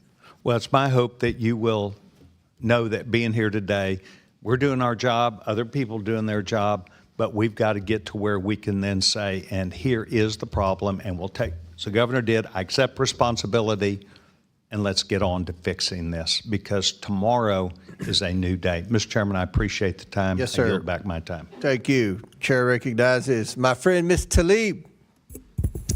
He says that, but then he cuts me off. Thank you all for coming here. I think it's really important. And, you know, Reverend, I can tell that you care deeply about your community, and it takes courage to come before this committee, especially when you hear so much, to me, just misinformation, also embedded in racist tropes about your community. And so I wanted to ask you, you know, I think a lot of Americans, when you think about it, what compelled you to speak out and join hundreds of other faith leaders at the St. Paul airport to protest against the violent ICE occupation of your community? Thank you for the question. Yes, I am here just as I was that day at the airport, because I am representative of so many Minnesotans who are actively engaged in the work of neighboring. And I'm also here, as I was that day, because there are so many Minnesotans for whom it is not safe to speak out today. And I'll tell you, you know, we're learning a lot. I think the whole country is learning a lot from all of you and your neighboring and showing love and showing up for your community. And I know it took a lot of courage for even some of the elected officials to stand up and say, you know, not on our watch. You know, we talk about the fearlessness that is needed sometimes to fight for our rights. And some people will continue to gaslight folks and call us domestic terrorists, to surveil us more, to try to bully us and intimidate us to silence. And I just want the Minnesota people to know, I know my district sees you all, and we say continue it. You are freeing all of us when you continue to speak up, and you're protecting all of us as well. In response to, of course, the powerful local resistance, you know, one of the things they keep saying is it's ended, it's done. You heard my colleague from Boston, Congresswoman Ayanna Pressley, talk about trauma. It's not done. There needs to be a lot of healing, and I don't think they want to fund that or support that. But I'm asking, just as myself and many of us in my district are wondering, is it truthful? Are they done? Unfortunately, it's not over. As we heard, there are still 650 ICE agents in Minnesota. That means there is still fear and trauma for our children and for our immigrant and refugee neighbors. And as Ms. Priestley named, the trauma will go on, and we have much work to do in healing and caring for, especially those who've been most victimized in this. So I want to talk about intention. What's the intent of this hearing? What's the intent of all of it? I think intention is important because, you know, for the chairman, if I can submit for the record, article titled Fraud Focus, Why is Trump Granting Clemency to Convicted Fraudsters? Without objection to order. Because I see this, and even though you're here, you have nothing to hide. These folks are not here. I don't get to question them. I don't get to say to the guy that committed $200 million Medicare fraud who just got pardoned by Trump. I don't get to ask Jared Kushner, you know, why is your dad go from, literally in France, the title of the article is Prison to Paris. Literally from committing fraud, he pardons his son-in-law's father, and now he's an ambassador. You see all that happening, it's like, well, what's the intention here? They're creating a world's largest paramilitary under the direct control of the president, who has made it clear that he intends to crush dissent, target entire cities, and rig elections. He literally is telling us he's going to send ICE agents. out on election day to intimidate and target our community. He's not lying. He's going to do it. And I think we need to be very, very much prepared. At the same time, intention. Governor, I seen him in this administration funding freeze, and blaming all of these people. Like, I hope people don't blame my community for everything Trump's doing. Do you know what I mean? Like, can you imagine right now the impact that is happening? What impact is it going to really have right now? You're talking about today, this is cut off, and he's refusing to let go of the money that, again, Minnesota actually is supposed to rightfully get appropriated. 400,000 children lose health care, pregnant women, and elderly and rural hospitals will be severely impacted and potentially close. It's hard because I wonder if they would do that in Kentucky where they have fraud, in Tennessee where they have fraud. Their own numbers show that our error rate is 2.1%. The national average is 6%. Oh, I know. You guys testified about it. Attorney General, even though, you gave everybody else 30 seconds, I need to ask you, you're here today. What could you be doing right now? You're Attorney General. What today, if you were at work instead of here, to be honest, can you explain what's back home that you have work to do at home? Like, what can you be doing instead? Microphone, please. I have is a Medicaid fraud bill that I'm trying to get passed to increase The legislature is in session. The legislature is in session, and I'm supposed to meet with House caucus leaders tonight, hoping to make that so that we can do more to stop fraud. Yeah. So that's one thing I could be doing among 20 others. Well, I'll tell you, I'm always reminded, and please bear with me, Chairman Comr, our amazing, former chair, Elijah Cummings. First hearing I ever had as a freshman was on the high cost of prescription drugs. It was incredible, it was powerful, it was real, and the intent there was, let's make sure people that get sick are taken care of. I'm just so tired of these hearings that are just politicized in a way that is not consistent, because if he's doing this, why are you targeting innocent people? Thank you. Thank you, Ms. Tlaib. I gave you an extra minute and 15 seconds to criticize the chairman of the committee, but I do like Ms. Tlaib.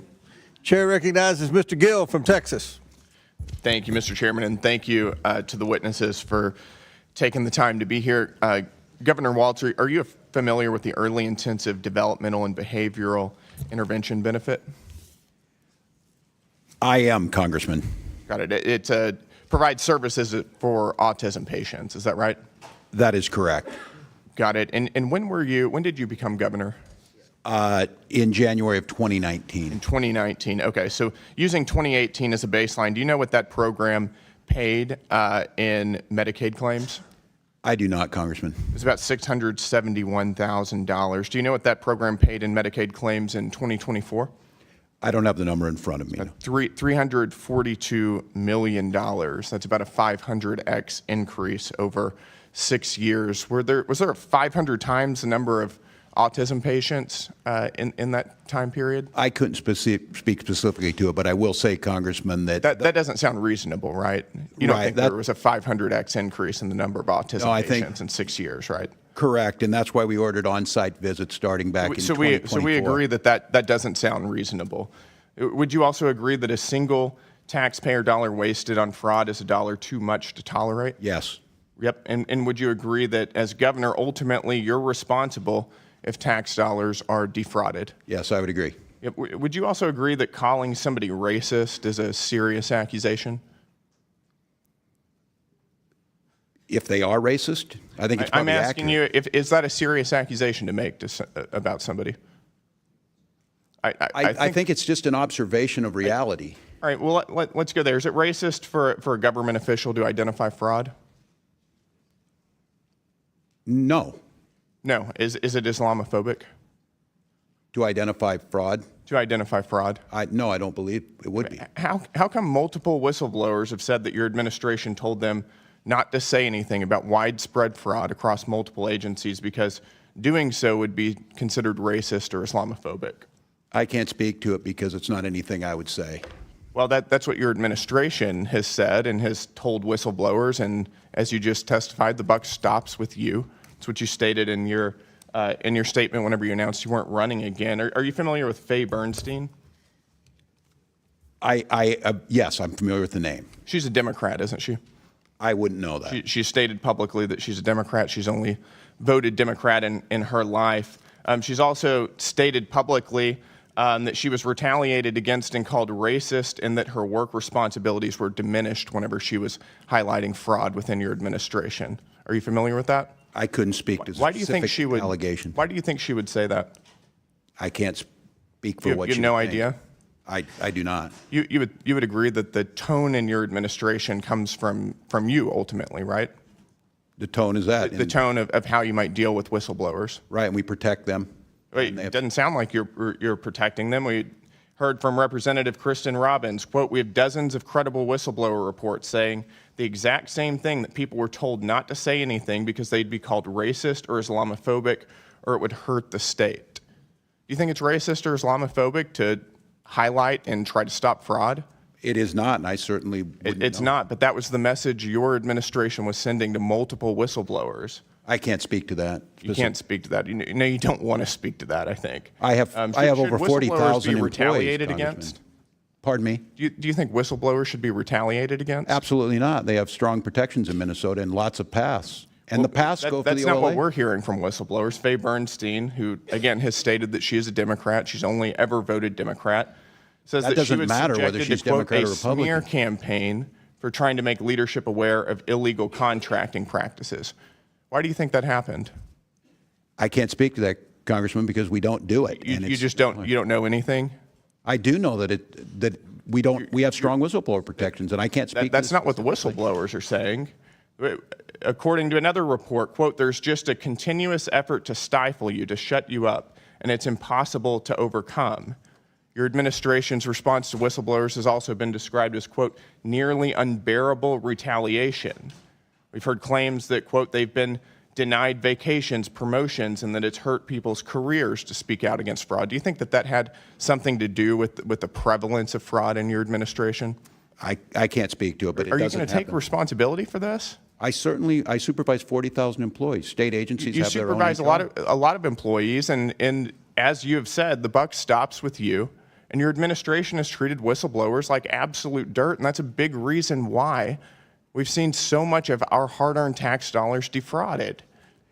Look, Congressman, I told you we have strong protections. We have an Office of This committee has Legislative spoken Auditor. to nearly 30 whistleblowers, And they most came of which to are the- current employees in your administration who have intimate knowledge of what's been going on, who have all stated that they've faced retaliation for calling out fraud. I can't speak to them and what they felt. My time is up. I yield back. Recognizes Ms. Ansari. Mr. Chairman, it's outrageous that this is what we're choosing to spend our time on the Oversight Committee. At the first Fraud? Fraud? At the first one, yes, fraud, because Okay. let's talk about fraud. At the first one of these ridiculous series of hearings on Minnesota, I brought up the dozens of horrific ongoing corruption scandals in the Trump administration, but I know we're very scared of Donald Trump, so we won't be talking about those. But those are the things that we should be investigating on the Oversight Committee. Now we have another one. The Department of Justice was caught red-handed withholding explosive and credible FBI witness interviews of a woman who accused Donald Trump of sexually assaulting her when she was a minor. Shouldn't we hold a hearing on that? Shouldn't Pam Bondi be here, forced to testify why she is violating the law that Congress passed, the Epstein Files Transparency Act, nearly unanimously, along with this committee's subpoena? But since the Republican majority instead wants to have a conversation about Minnesota, then let's do that. The Trump-Epstein regime's deployment of thousands of ICE agents, Donald Trump's personal secret police force, is a fascist disgrace.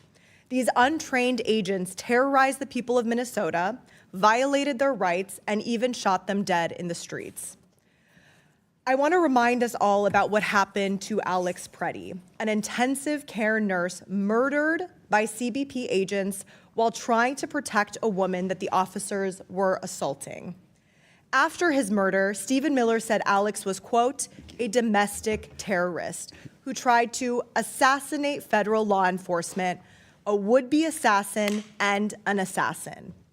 Kristi Noem said Alex was, quote, committing an act of domestic terrorism. She said, "I don't know any peaceful protester that shows up with a gun and ammunition rather than a sign." She accused Alex Preddy of brandishing a weapon, despite video evidence showing the gun never left its holster. Greg Bovino said, quote, "This looks like a situation where an individual wanted to do maximum damage and massacre law enforcement." And Donald Trump said Alex was, quote, "a gunman whose weapon was loaded with 2 additional full magazines and ready to go." He said Alex was an agitator and perhaps an insurrectionist, obviously projecting about himself.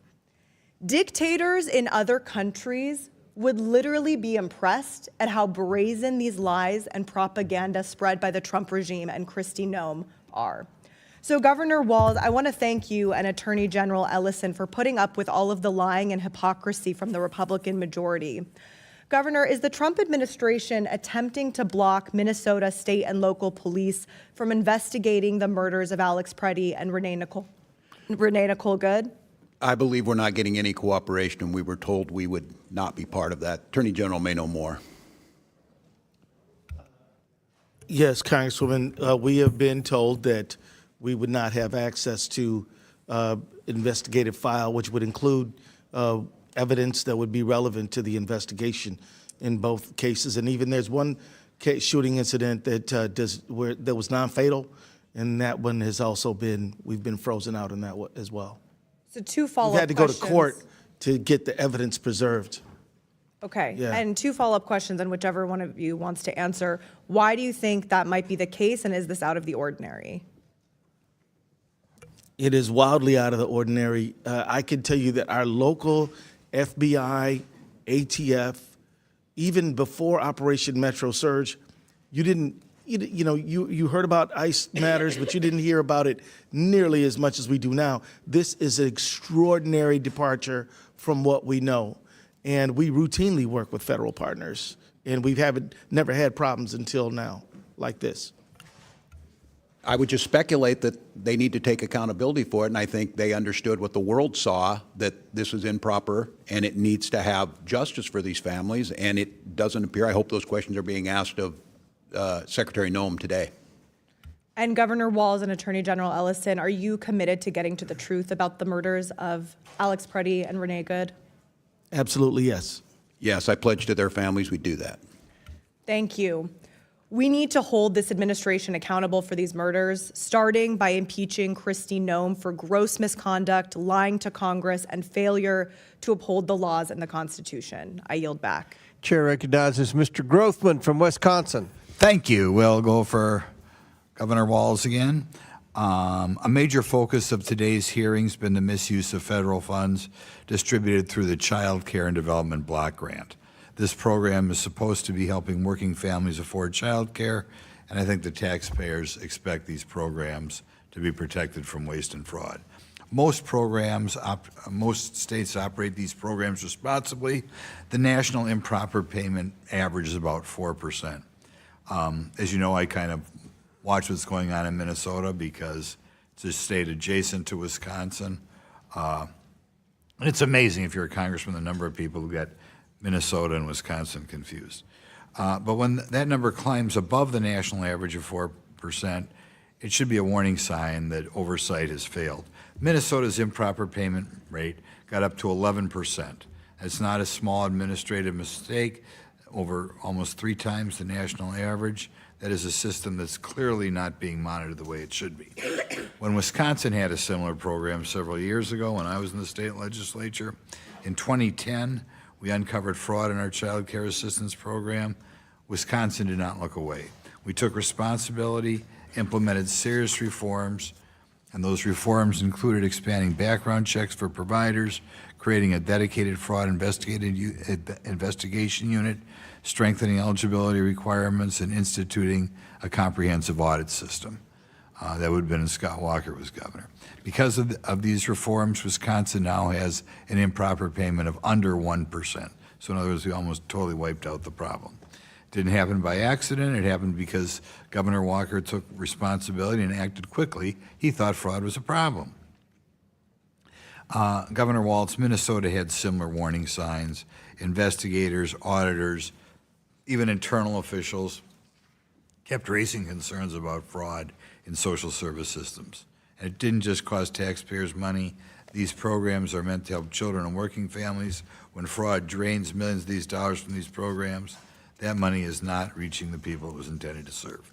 First of all, Governor Walz, when did your administration first become aware that fraud risks were escalating in Minnesota's child care assistance program?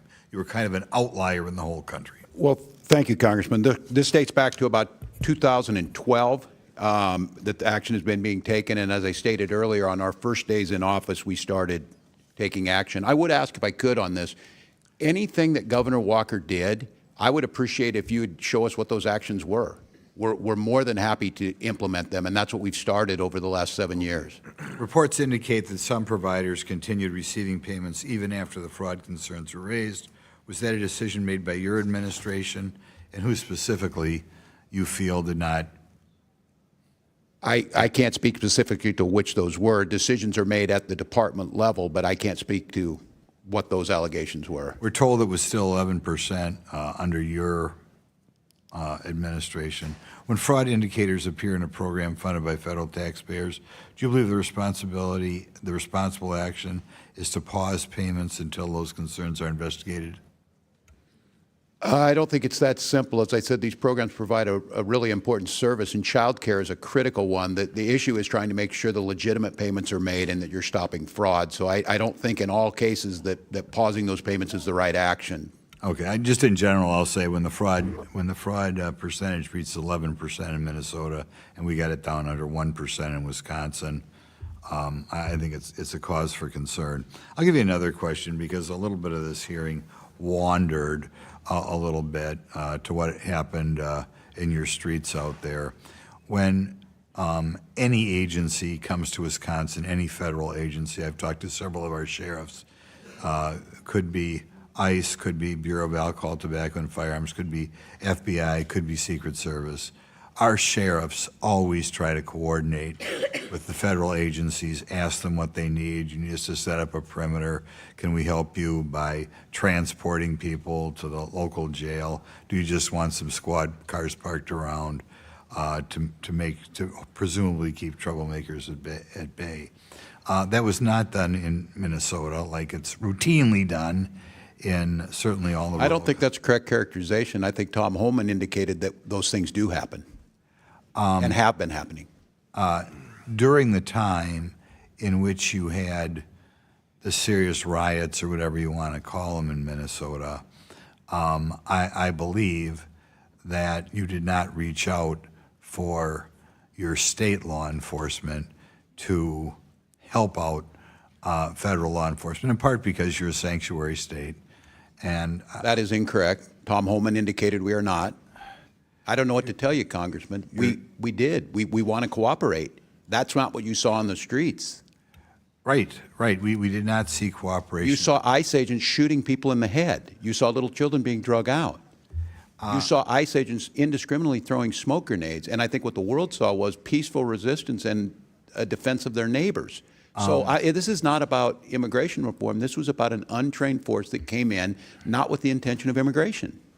I would say that you did not have the interaction between local law enforcement and federal agencies that is routinely seen around the country. Thank you. Gentleman yields back. Chair recognizes Ms. Brown.